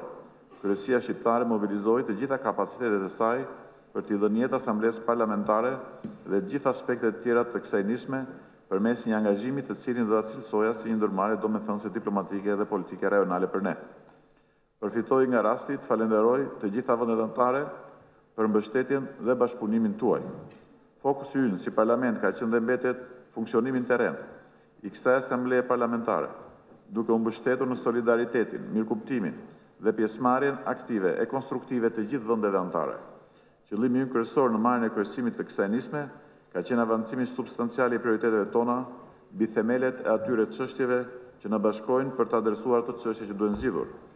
Jam i bindur se shtyllat tona të pronësisë rajonale, solidaritetit rajonal dhe gjithëpërfshirjes do të vazhdojnë të shërbejnë thellimit të atij bashkëpunimi rajonal që kemi nisur, rritjes së kontakteve me gjithë vendeve tona, konsolidimit të përpjekjeve në përballje me sfidat e sigurisë, terrorizmit dhe krimit organizuar, konkretizimit të projekteve të përbashkëta ekonomike dhe ndërlidhëse, si dhe për shpejtimit të ritmit të integrimit evropian për gjithë vendet e rajonit tonë. Këtu më lejoni të evidentoj dhe të shpreminjohen për rolin e rëndësishëm që luan Këshilli Rajonal për bashkëpunimin, si dhe të falenderoj Parlamentin Evropian për vëmendjen e vazhdueshme ndaj nismës tonë. Konstatimi ynë është se procesi i bashkëpunimit të Europës juglindore po kalon një moment pozitiv që konfirmohet edhe nga progresi në shumë drejtime, veçanërisht në atë të procesit të integrimit evropian, gjë që u konfirmua edhe nga konferenca e Berlinit. Por kriza ekonomike në kontinentin tonë dhe veçanërisht zhvillimet e fundit këtu në rajonin tonë, që shpeshherë lidhen me sfidat e përbashkëta të sigurisë dhe të stabilitetit, na detyrojnë të jemi më vigjilent ndaj fenomeneve negative dhe sfiduese të papunësisë dhe varfërisë, të cilat na kujtojnë nevojshmërinë e rritjes së cilësisë proceseve demokratizuese dhe përqasjes zhvillimore për rajonin tonë. Ndaj, Shqipëria beson fort se puna e këtij procesi duhet përqendruar në konkretizimin e projekteve madhore ekonomike e infrastrukturore, paralel me përshpejtimin e procesit të integrimit evropian dhe forcimin e shtetit ligjor. Bashkëpunimi rajonal konkretizohet vetëm përmes përkushtimit real ndaj heqjes barrierave, fuqizimit të shkëmbimeve tregtare, konsolidimit të zonave rajonale ekonomike dhe zbatimit të vërtet të marrëveshjeve të tregtisë lirë. Ne duhet ta trajtojmë rajonin tonë si një hapësirë të përbashkët për të konkuruar më denjësisht dhe në mënyrë më të suksesshme në tregjet globale. Ndaj dhe ndërveprimi dhe ndërlidhja duhet të jenë prioritetet tona kryesore. Ndërlidhje përmes përforcimit të rrjetit infrastrukturor, rrugor e kurrëdor dhe forcimit të lidhjeve energjetike për të ardhmen, duke kontribuar kështu edhe në sigurinë energjetike të kontinentit tonë si një rajon me rëndësi strategjike. Ndërveprim për ato çështje imediate që na prekin gjithëve, veçanërisht në funksion të mbrojtjes mjedisit. Ndërveprimi, ndërlidhja dhe heqja e barrierave i shërbejnë gjenerimit të iniciativave sipërmarrëse, krijimit të një klime më të mirë për investitorët e huaj e na mundson që të shkëmbejmë më shumë me njëri tjetrin, gjë që përrjedhoi sjell një dinamizim të tregut punës, veçanërisht për trinj tanë të cilët preken më tepër se çdo grup moshë nga papunësia. Por duhet të jemi të qartë se nuk mund të ketë rritje ekonomike, as zhvillim të qëndrueshëm, as mirëqenie reale për qytetarët tanë, nëse nuk punojmë për avancimin e proceseve demokratizuese dhe forcimit institucional në vendet tona. Këtu parlamentet kanë një përgjegjësi të veçantë dhe një rol të rëndësishëm për të luajtur përmes harmonizimit të mëtejshëm të kuadrit legjislativ në përputhje me atë të Bashkimit Evropian. Është detyra jonë të mbikëqyrim e të sigurohemi që lufta kundër korrupsionit dhe krimit organizuar, forcimi i sundimit ligjit dhe avancimi i perspektivës evropiane i shërbejnë krimit kushtet më të mira për gjenerimin e biznesit, punësimit dhe zhvillimit të qëndrueshëm ekonomik e social. Ndaj besoj se jemi gjithë dakord se funksionimi dhe forcimi i Asamblesë Parlamentare të procesit bashkëpunimit të Europës juglindore duhet të jetë prioritet për të gjithë parlamentet tona. Më lejoni t'ju siguroj se Kuvendi i Shqipërisë mbetet i përkushtuar maksimalisht dhe do vazhdoj angazhimin e tij në funksion të progresit dhe avancimit të dimensionit parlamentar të rajonit tonë, me qëllim zgjidhjen e atyre çështjeve imediate rajonale, përmes frymës konstruktive vullnetit politik gjithëpërfshirjes, përqendrimit në projektet konkrete të bashkëpunimit rajonal, që sjellin zgjidhje të prekshme për qytetarët që ne përfaqësojmë sot këtu. Ju falenderoj shumë që keni ardhur në Tiranë dhe ju uroj suksese gjatë punimeve të sesionit të dytë të asamblesë tonë parlamentare. Now, before starting our session, allow me to give the floor to Mr. Ioan Mircea Pașcu, Zotit Ioan, of the European Parliament. Cili është zëvendës president i Parlamentit Evropian. Nderuar Zoti Pașcu, fjala është për ju. Ju falenderit shumë. Zoti Meta, kolegë të nderuar, presidenti Martin Schulz është në ri, duke ndjekur summitin atje, ai më kërkoi që t'ju përcjell mesazhin e tij dhe kjo është ajo që unë po bëj. Proceset e bashkëpunimit janë të rëndësishme për të forcuar bashkëpunimin rajonal. Duke patur parasysh sfidat dhe interesin e përbashkët, kjo mbulon një fushë të gjerë në fushat e bashkëpunimit. Bashkimi Evropian është i lumtur që të jetë pjesë e këtij procesi duke kontribuar në të. Eficienca është kyç dhe është inkurajuese të shikosh se si Këshilli për Bashkëpunimin Rajonal ka zhvilluar dhe intensifikuar bashkëpunimin në vitet e fundit. Do të doja të falenderoja zotin Goran Zvilanović, të cilin e përgëzoj për zgjedhjen. Niveli i rritur i aktivitetit i më shumë fushave do të thotë që do të kemi politika që do të reflektojnë fusha dhe nevoja të ndryshme. Me një fjalë, më shumë mbikëqyrje parlamentare dhe ndoshta edhe me një shtysë më të madhe. Ndër organizatat që ekzistojnë dhe forumeve për dialogun parlamentar në rajon, SECP-ja, Asambleja e Përgjithshme e saj, është më gjithëpërfshirësja dhe më e strukturuara dhe që përmbledh të gjitha organizatat ekzekutive të rajonit. Parlamenti Evropian ka besimin se kjo asamble do të jetë një komponent thelbësor i procesit dhe si një ndërmjetës kryesor për ne. Përfshin antarë të rinj si Bullgaria, Greqia, Rumania, kandidatë të rinj si Turqia dhe Ballkani Perëndimor, si edhe Moldavin. Pra këtu kemi pikpamje të ndryshme për zgjerimin e BE-s dhe përvoja të ndryshme. Nisur sidomos nga vendet që u antarësuan rishtasi në BE dhe mund të kontribuojnë me përvojën e tyre në këtë antarësim. Asambleja parlamentare ka edhe formate nën-rajonale për të nxitur bashkëpunimin në Ballkanin Perëndimor, sidomos në procesin e integrimit evropian, dhe kjo është një çështje mjaft premtuese që nga raporti i vjetshëm Komisionet e Përgjithshme kanë bërë progres të qëndësishëm. Tashmë ju mund të merrni vendime thelbësore mbi rregullat e brendshme, mbi sekretariatin dhe institucioni im pati një fillim modest si një organ parlamentar këshillues për 6 komunitete për Qelikun dhe Qymyrin. Me kalimin e viteve, tashmë kjo organizat është bërë zëri i qytetarëve në vendimmarrjen e europiane. Ky nuk ka qenë një proces i natyrshëm, sepse ka dashur vullnetin politik, kulturë politike dhe mirëkuptimin e rolit të parlamentarëve si mendimtar të pavarur, të aftë për të mbështetur vendin dhe qeverinë e tyre në mënyrë të pavarur. Dua të përmend sidomos grupet tona transnacionale, të cilët kanë qenë një faktor i rëndësishëm për të tejkaluar konfrontimet kombëtare dhe për të sheshuar mosmarrëveshjet e brendshme. Aderimi në BE kërkon shumë punë legjislative, transpozim të akis së BE-s.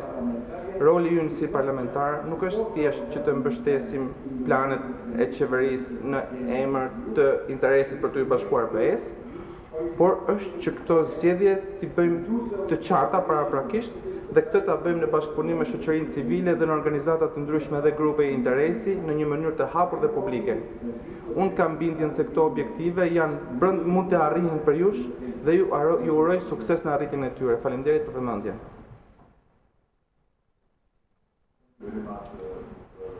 Faleminderit shumë zoti Pashku për fjalët tuaja dhe kontributin tuaj mjaft të vyer, si dhe vëmendjen e vazhdueshme të Parlamentit Evropian drejt nismës son. Tani dua t'ju ftoj për një foto të përbashkët dhe për një pushim kafeje përpara se të vazhdojmë me debatin e përgjithshëm. Faleminderit.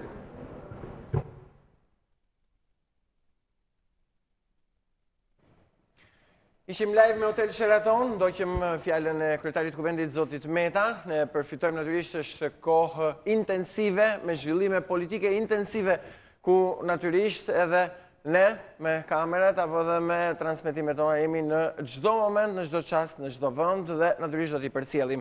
Vazhdojmë me doktorin Interina për të përfituar nga koha. Atëherë, doktor Taneja, cilat janë shenjat e para që një person e kupton që ka probleme me retinën dhe me të parin?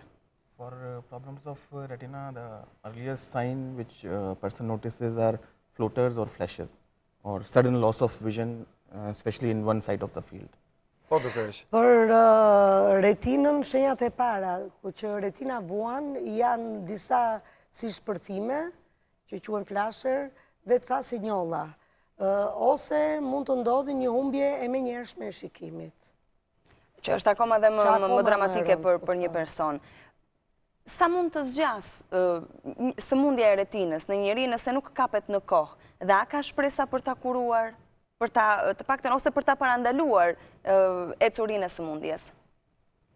How many times can continue the illness of the retina, and there are hope to treat the retina and to prevent most of the retina problems, they are emergencies.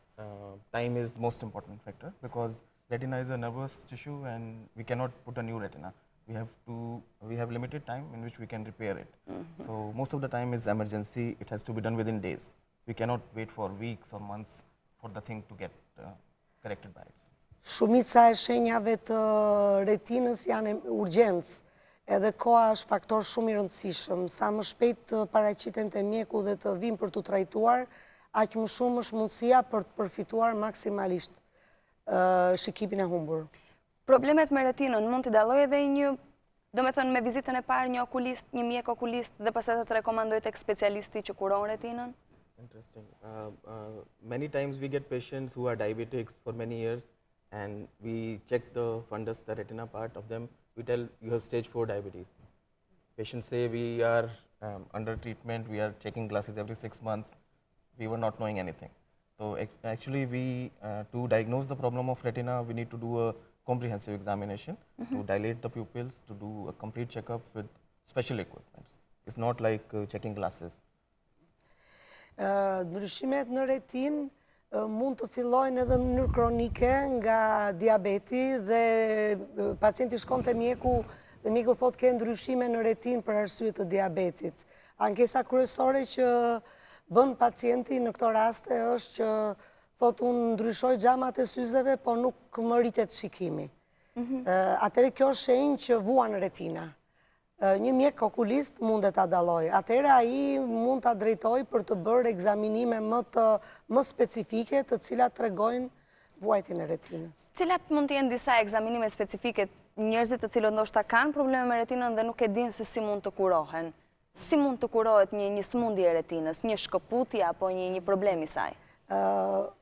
If the patient have problems with retina and what is specific for the patient and how can we treat? Symptoms, first of all, anyone who has problems with floaters or flashes, and to get it investigated is the first step. Normally, many times problem is in periphery and we need to do a dilated examination and to take the photographs of the fundus and then to plan for the treatment part. Siç e tha dhe më parë, këto dritat dhe këto njollat janë një shenjë kryesore dhe nganjëherë këto ndryshime në retinë mund mos prekin shikimin direkt, janë vetëm këto dritat dhe njollat dhe sepse ndryshimet mund të kenë filluar në periferi. Kështu që duhet të shkojë te okulisti sepse duhet të zgjerohet bebja e syrit. Në momentin që zgjerohet bebja e syrit, atëherë mund të shikohet dhe periferia e retinës. Dhe nëse ka ndryshime, duhet filluar trajtimi, kuptohet ky është trajtim dhe i hershëm, kështu që mund të ketë. rezultat. Po, të tjera probleme që dëmtojnë syrin, cilat janë? Ndoshta tensioni syrit, ndoshta glaukoma, cilat janë ato probleme më të shpeshta? Most common problems are in our field are related to diabetes, retinal detachment, ocular trauma. They are very common problems. And anterior segment problems are there, cataract, glaucoma. These are the main problems which damage the eye. Atëre, syri është ndarë në 2 segmente. Segmenti I përparëm dhe ai prek kryesisht smundjet kryesore janë katarakti dhe glaukoma, natyrisht dhe këto konjunktivitet, keratitet, por ndërsa segmenti I pasëm përfshin dhe retinën bashkë me lëngjet e syrit. Kështu që këto janë smundjet e segmentit të pasëm. Natyrisht që shenjat I thamë, në këtë segmentin e pasëm janë 3 grupe sëmundjesh. E para është diabeti, I cili mund të dëmton retinën. E dyta janë traumat e syrit. Traumat që dhe një kushte normale ndodh qoftë edhe një shpim I syrit I cili mund të dëmtojë dhe retinën, I cila natyrisht është urgjencë. Dhe e treta janë shkëputet e retinës si sëmundje. Për shkaqe që dihen ose s'dihen, përfshihet edhe stresi, përfshihen edhe sforcimet, përfshihen edhe asgjë, pa ndonjë shkak. Ndodhe dhe kaq. Megjithatë, duke marrë mirë kuptimin edhe të doktorit, por edhe një pyetje, edhe një ngacmim, kush është shkolla më e mirë, doktor, e kurimit syve në botë? Sepse këtu në Shqipëri janë të turur gjithë që gjithë shkojnë në Moskë. Who is the best school in the world for the treatment of retina? The best, because here it's Russia influence have started. Like most of the things, the most developed is in US and few places in Germany are also very good. But now with development, with internet, almost whole world is like a small community.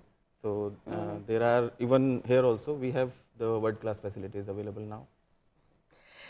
Shkollat më të mira janë në Amerikë, ka dhe në Gjermani shkolla shumë të mira, por neve mjekët e vitroretinës kemi formuar një si komunitet që komunikojmë, edhe këtu të ne bëhet shërbim goxha I mirë I retinës. Megjithatë, duke mirë kuptuar doktoresh edhe kohën, sepse zhvillimet politike, më do të falenderoj, thank you very much. Koha ishte e shkurtër, do kemi mundësi e tjera, megjithatë unë jam I bindur që marrë edhe mirë kuptimin e të ftuarve, duke qenë se të japim edhe po kaq pak kohë të ftuarve tjerë, sepse zhvillimet politike janë intensive dhe jemi në kohë ku asnjë gërmë informacionit nuk duhet të Unë dua vetëm një fjalë të them, ne biseduam me doktorin, duam të bëjmë një thirrje popullit.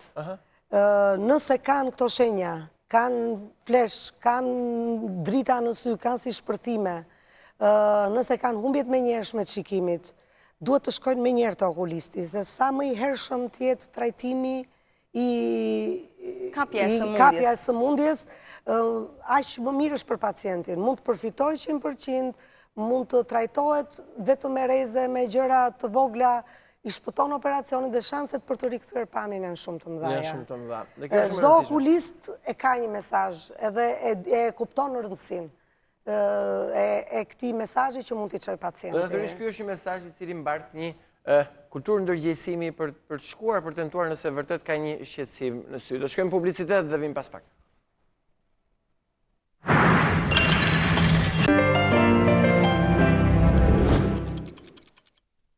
Kthehemi në studio, në pjesën tjetër do të flasim për librin shqip dhe për librin anglisht, për retrospektiven, ulumtimet, por edhe për librin anglisht. Të lutem, Andi, kam zotin Xhevdet Çeu, ish gazetar të Zëri Amerikës, në një libër Prapaskena, ulumtime në historinë e Shqipërisë komuniste. Interesante kjo për Prapaskena, pse Prapaskena o t'i thot vetë, dhe një libër anglisht, Pitbulls and Butterflies, Stories from a Nation at Crossroads. Andi Balla është kryeredaktor të Tirana Times dhe ka shkruar një libër anglisht këtu në Shqipëri, natyrisht lexohet anglishtja, jo pak.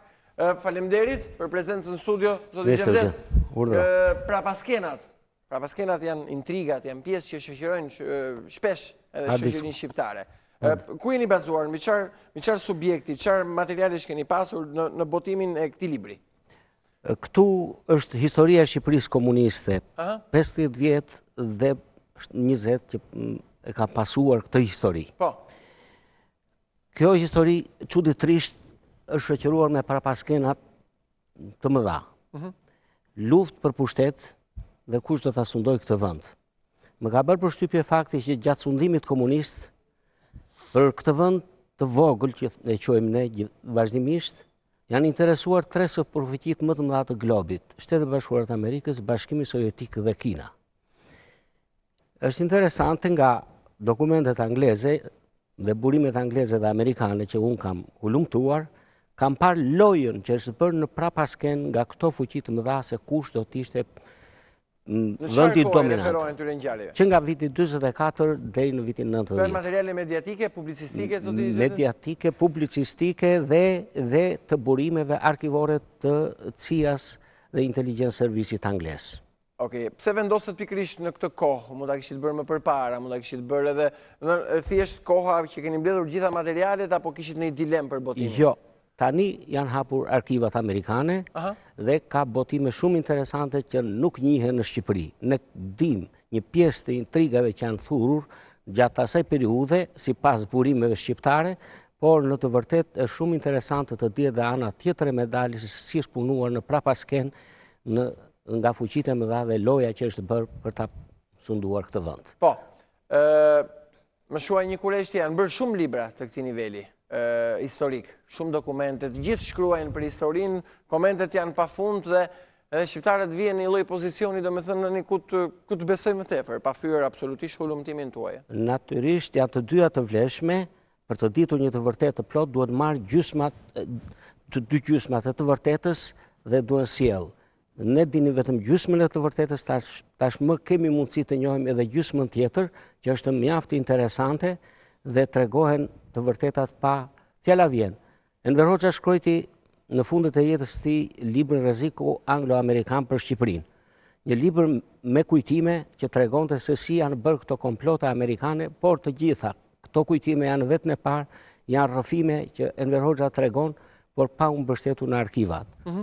Në realitet, tashmë kanë dalë arkivat amerikane, korespondencat, takimet dhe është këndvështrimi amerikan që na e plotson kuadrin.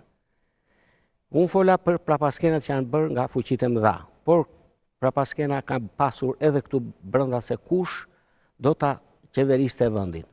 Ju shikoni 2 portretet, Enver Hoxhës dhe Mehmet Sheut, kopertinë e parë dhe të fundit. Ka shumë enigma rreth fundit të njërit që solli edhe fundin e tjetrit.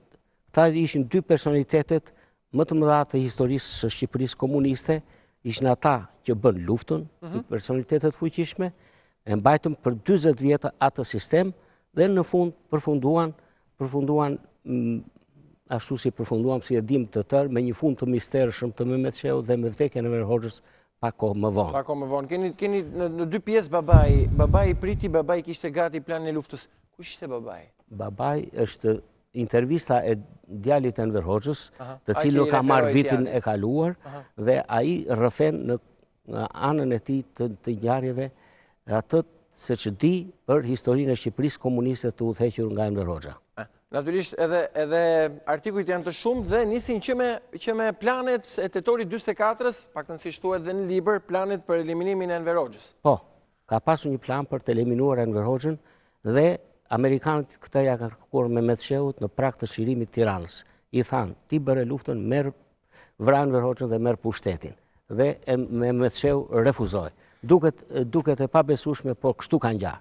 Mehmet Sheut e ka refuzuar këtë, u tha, politika i takon Enver Hoxhës, kurse unë jam ushtaraku dhe që bëra luftë. Keni shfrytzuar dokumentet e Arkivit Shtetit, zoti Xhevdet? Të Arkivit Shtetit këtu kam shfrytzuar pak për faktin se desha të nxjerr këtë anë tjetër të medaljes. Këto burimet shqiptare janë shfrytzuar maksimalisht dhe ka një njohuri të mjaftueshme nga gjithë opinioni. Ajo që ka më shumë interes është burimi i arkiveve të huaja dhe kjo sjell risin, si të thuash, se tregoj disa të vërteta që duhet i dinë shqiptarët dhe të plotësojnë kuadrin. Okej. Bëjmë një pauzë të vogël, do vi prapë tek ju. Kalojmë pak nga shqipja e historisë tek anglishtja, me që jemi gjithmonë tek libri dhe bëjmë këtë rakordimin dhe shartimin shqip-anglisht. Dhe kam edhe zotin Andi Balla, që është krye redaktori Tirana Times, një organ i shtypit shkruar që vjen anglisht, vjen për gjitha shtresat, Andi? Kemi lexues sa kohë që duan të informohen anglisht organizatave tuaja, ambasadave. Kemi edhe thjesht të huaj që jetojnë në Shqipëri që duan të informohen për ç'ndodh në vend, edhe ata lexojnë. Po janë kryesisht lexues të organizatave tuaja, ambasadat. Të interesit, trupi diplomatik. Pse Andi vendose të bësh në Shqipëri, të shkruash këtë libër anglisht, Pitbulls and Butterflies, histori nga kryqëzimet e një kombi? Në fakt, në shumicën e kohës që ai libër është shkruar, unë kam qenë në Amerikën e Veriut. Pra, shumë nga puna fillestare është bërë në anglisht, në Amerikën dhe në Kanada. Sigurisht një pjesë është bërë edhe gjatë raportimeve këtu në Shqipëri. Në fakt, libri kap një histori të 20 viteve të fundit në Shqipëri, ose më shumë se aq që me rënien e komunizmit në ato vitet e fundit. Dhe nëpërmjet historive, nëpërmjet fotove të njerëzve apo të ngjarjeve të rëndësishme, mundohet të kapi tendencat, qasjet, trendet e rëndësishme të Shqipërisë. Domethënë shef pak nga e kaluara, merret shumë me çështje të rëndësishme tani, po edhe mundohet të shoh ato që po ndodhin sot, ato që kanë ndodhur në dje, si do ta prekin të ardhmen. Megjithatë, shoh shumë A Nation at War, një komb në luftë, Sansi në Amerika, po shoh edhe një diçka interesante, Turkish soap, sapuna turk. Jo, në fakt ka të bëjë me telenovelat turke. Është çështja e gjuhës. Është batut me telenovelat. Po që Greeks bearing gifts, megjithatë interesante disa anekset vogla që i referojnë pikërisht momenteve të veçanta të asaj kohe apo gjatë gjithë këtyre viteve. Ajo që kam bërë dhe në fakt libri është gazetaresk. Çdo gjë që është shkruar në të është e bazuar mbi 10 intervista, mbi qindra burime. U jam munduar të jem sa më kompakt me të. Unë jam gazetar për shumë vitesh dhe gjithmonë ka qenë ajo gazetaria e shtypit shkruar klasik anglosakson që të japësh sa më shumë informacion në sa më pak vend. Dhe libri e bën këtë. Është një libër që në fakt është shkruar për një audiencë tuaj, ne po e përkthejmë edhe në shqip. Pikërisht, ju ishit në Amerikën e Veriut dhe bëhet për një audiencë tuaj. E kam bërë për një audiencë tuaj që të ketë një kuptim të qartë më të mirë për Shqipërinë dhe shqiptarët, qoftë në Ballkan, qoftë në diasporë. Dhe domethënë jam marrë me gjitha gjërat që merren në komunizmit, me diasporën në Amerikën e Veriut kryesisht, po edhe në përgjithësi me çështjet e emigrimit të shqiptarëve, dhe jam marrë edhe me çështje brenda Shqipërisë, influencat e fqinjve, edhe grekët, turqit, është edhe influenca italiane që përshkruhet në libër, por edhe çështje shumë të rëndësishme për Shqipërinë, siç është demografia e vendit, si po ndryshon, si ka ndryshuar, e gjëra të ngjashme. Koncizes edhe 150 faqe, do me thënë një cekje disa viteve. Në të fakt, ai është i paketuar me informacion. Unë mendoj që çdo kapitull në atë libër mund të bëhet një libër në vete, po desha të jepja një lexuesi që nuk di shumë për Shqipërinë, sa më shumë informacion dhe një lexim të këndshëm. Dhe unë mendoj që edhe lexuesit që dinë për Shqipërinë do gjejnë shumë informacion të ri dhe histori që tregojnë më shumë, që japin një lloj shpjegimi rreth ngjarjeve të mëdha dhe trendeve të mëdha që kanë ndodhur. Dhe natyrisht e gjeni tek Tirana Times, është një kafe literar shumë interesante, edhe që Tirana Times vjen dhe me organin një herë në Njëherë në javë. Çdo të premte. Dhe natyrisht më shoni një kurështje, e cekni këtë aktualitetin para elektoral apo elektoral? Të premtimet pafund që vërshojnë. Ne e mbulojmë zakonisht ndryshe nga shtypi shqiptar, sepse edhe audienca jonë është pak ndryshe dhe atë gjërat që ata japin rëndësi mund të jenë pak ndryshe nga një votues shqiptar, le themi, apo nga shikuesit e televizionit apo lexuesit e medias shqiptare. E mbulojmë në mënyrën tonë, e mbulojmë në mënyrën me standardet e medias në anglisht, me standardet e medias ndërkombëtare që na përdoren. Dhe botimet më të reja të institutit? Ky në fakt është një botim i Institutit për studimet ndërkombëtare. Libri do të jetë edhe në Amazon së shpejti në formën e e-book që të ketë mundësi ta lexojnë edhe ata që janë të interesuar jashtë Shqipërisë. I përket asaj kaste botimesh cilësore që Instituti ka bërë, nuk është i vetmi botim në anglisht që është i tillë, po janë disa botime nga shumë autorë të rëndësishëm që shkruajnë në Shqip, në anglisht për Shqip. Tashmë është shpërndarë në Amerikë? Së shpejti. Së shpejti do tjetë kryesisht edhe aty për një shtres të Amerikanëve cilët janë të interesuar. Po qoftë edhe shqiptaro-amerikanë sepse kanë thjeshtësisht absorbueshme. Pikërisht, është një libër që thjesht dikush që vjen në Shqipëri dhe do të kuptojë për Shqipërinë mund ta marrë dhe të marrë një esencën e çfarë është e rëndësishme në të shkuarën, në të tashmen dhe për të ardhmen e Shqipërisë, dhe do ta marrë këtë esencë duke lexuar disa histori interesante. Prandaj mendoj që është interesant si libër për të gjithë. Absolutisht. Vim pak tek zoti Xhevdet. Zoti Xhevdet, e ceka pak po i rikthehem.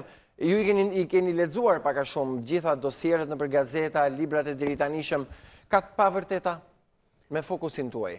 Apo që fryhet, spekulohet, të shkruhet, dëgjoj miq që i përkasin atij sistemit të kaluar që e kanë jetuar atë kohë shumë, që ka shumë të pavërtetash që shkruan. Natyrisht që ka edhe të pavërteta. Natyra shtypit shqiptar është që të priret drejt një lloj skupi për të pasur sa më shumë audiencë apo lexues. Jo thjesht e shtypit, por edhe botimeve. Edhe botimeve. Botime serioze realisht janë të pakta. Botime serioze që të marrësh informacionin që të ka munguar. Fjala vjen këtë 25 vjet pas përmbysjes së regjimit komunist, dosier pafund janë botuar për Mehmet Sheun dhe fundin e tij tragjik në vitin 1981. Flasin njerëz të pa informuar, jepen të dhëna të pa dokumentuara. Mirë po, vazhdon të ketë interes për shkak të përmasave që kishte ai si personaliteti i historisë së Shqipërisë dhe të intrigës që fshihet pasaj. Unë jam marrë me këta dy njerëz për faktin se në atë periudhë u caktua, si thuash, trashëgimtari Enver Hoxhës në krye të shtetit shqiptar, dhe unë mendoj se në asaj zgjedhje që u bë, kemi edhe këto zhvillime që pasuan pas përmbysjes së regjimit komunist. Dhe ju keni ndjekur deri në 95-ën për Zërin e Amerikës gjitha këto zhvillime? Jo, unë kam qenë korrespondent i Zërit Amerikës dhe kam ndjekur gjithë zhvillimet që ndodhen në Shqipëri.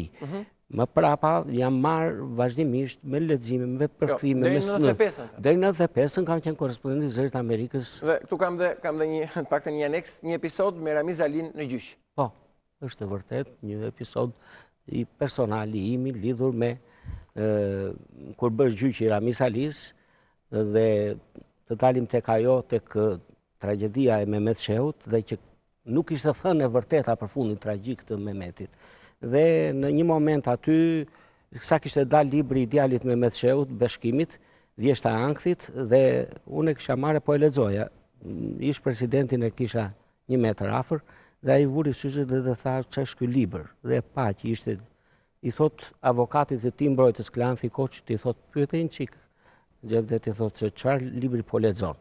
Dhe kur unë i kam thënë që është një libër për fundin e Mehmet Sheut, për vrasjen, dhe tregon se kush e vrau Mehmet Sheut, u interesua jashtëzakonisht dhe në pushimin tjetër të seancës gjyqit vajtje bleu librin. Këto janë me vërtet pjesë të librit, zoti Xhevdet Sheu, prapa skena ulumtime në historinë e Shqipërisë komuniste, si dhe libri anglisht i Andi Ballës, redaktori Tirana Times i aneks fantastik i librit, por të radhë me i botim anglisht Pitbulls and Butterflies.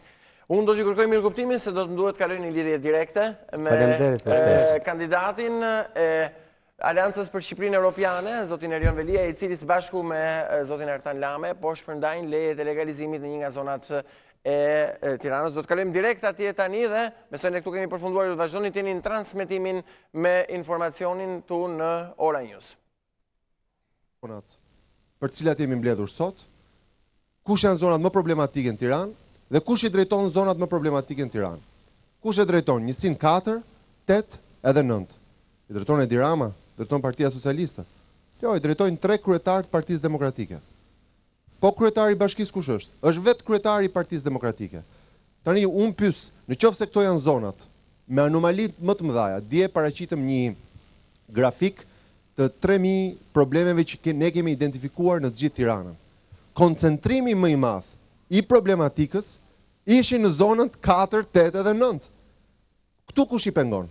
Se mirë unë e kuptoj që mund t'i hedhin hi syve pak njerëzve, se s'besoj që ka njerëz që besojnë që këta i pengon qeveria për të mbledhur plerat, për të ndruar poçat e ndriçimit, për të vënë ka pak pusetash, po ja supozojmë që i pengo ka qeveria.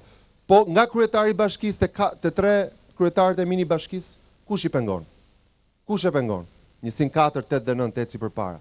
Si ka mundësi që vuajnë më shumë njësit që i qeverisin këta vetë, se minimalisht do mbanin me hatër njësit e tyre. Po këta në fakt e marrin për të mirëqenë që në zonën 4, 8 dhe 9, këta kanë pasur bastione, dhe aty ku kanë pasur bastione e kanë marrë për të mirëqenë, se thonë këta trushplar janë, do vazhdojnë të votojnë PD-n edhe Shqupin, punë e madhe që s'kanë shërbime se këta rrojnë për ideal të partisë. Zgjedhjet e 2013-s, ku të 3 këto njësi votuan rilindjen, provuan që njerëzit janë më inteligjentë se që mendojnë këta. Njerëzit janë shumë më inteligjentë se që mendojnë këta. Dhe ajo që është akoma më ironike, është që një nga kandidatët e pavarur në këtë garë Tiranës është vetë kryetari i njësisë 8. Vetë kryetari 3 herë i njësisë 8 është aq i zgënjur nga kryetari i Partisë Demokratike, sa mendon që ai mund ta bëjë më mirë se dhe vetë Lulbasha këtë punë.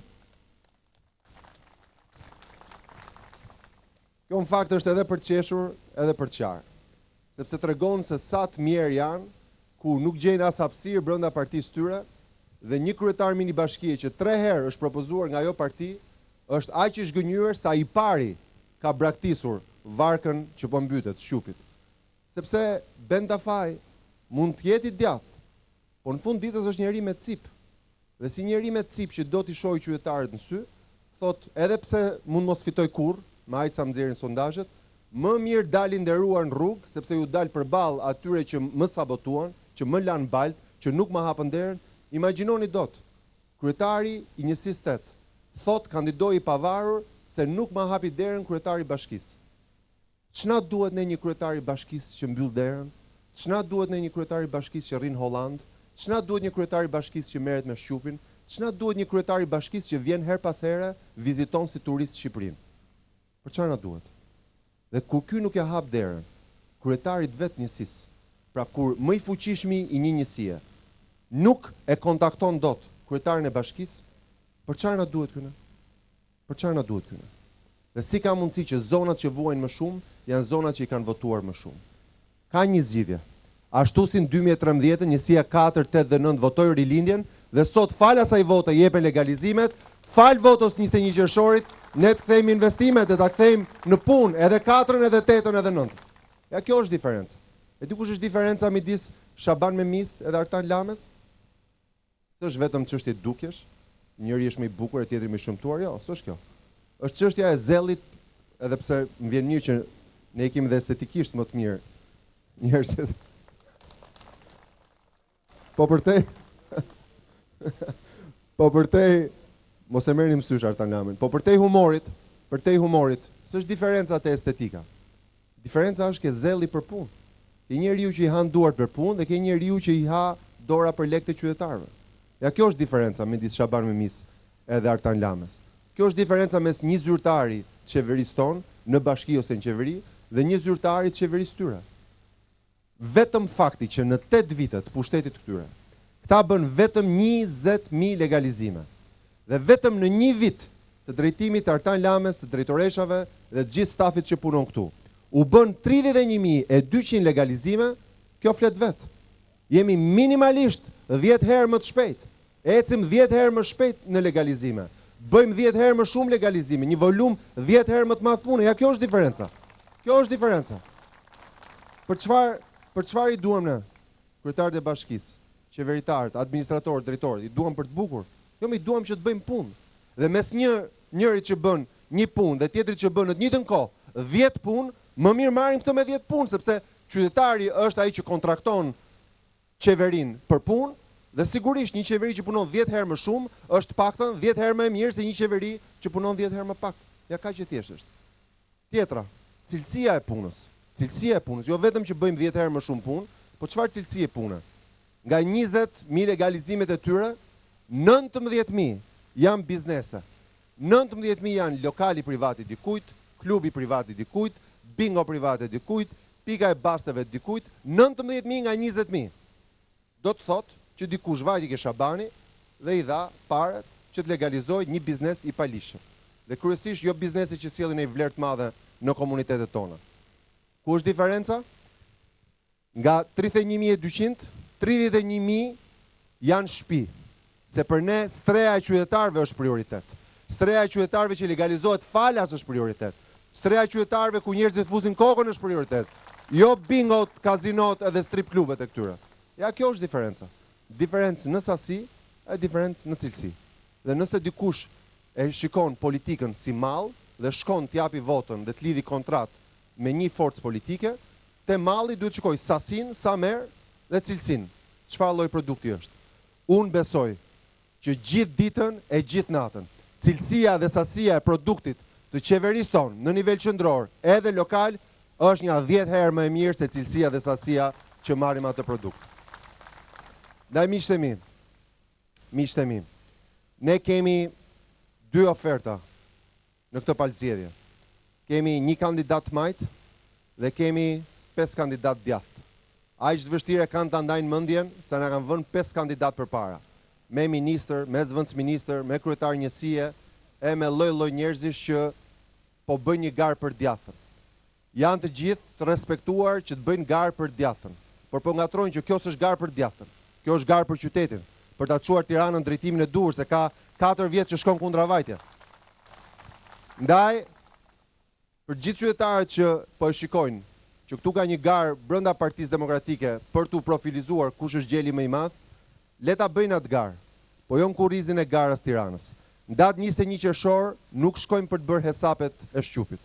Në datë 21 qershor shkojmë për të bërë hesapet e çdo familje shqiptare. Dhe hesapet e çdo familje nuk bëhen për fatet e Shqupit. Hesapet e çdo familje bëhen çdo darkë, ku shtrohet tavolina bukës dhe ku njerëzit thonë në çfarë çerdhe do të çojmë fëmijën, te cili kopsh do të çojmë, ku do ta nxjerrim të los, në cilën shkollë pa ngrohje do shkoj djali ose vajza jon të mësoj, ku do luajnë mbas shkollës, a ka një terren sportiv të lirë në këtë qytet, a ka sot një qytet që mund të ecësh pa rënë në një puset, a ka një mundësi që kjo bashki ti mbledhi plerat, a ka një mundësi që kjo bashki ti vër vijat e bardha, mos presi 4 vjet dhe pastaj pas 4 ditësh kur i vë, i shplan shiu i parë, a ka mundësi të kemi një kryetar bashkie që rrim punë edhe nuk ikën jashtë shtetit tërkohën dhe nuk ikën të merret me partinë? Ja, këto janë pyetjet. Këto janë pyetjet. 5 kandidatët e tjerë, këta që janë para në listën e votimit, e kanë mendjen se si të ndajnë hesapin dhe tortën e Shqupit. Është betejë atyre, por nuk është betejë jonë, nuk është betejë Tiranës. Aleanca për Shqipërinë Europiane ka vetëm një betejë dhe ka vetëm një kandidat për Tiranën. Sepse ne besojmë që betejë jonë është betejë për familjet e qytetit tonë.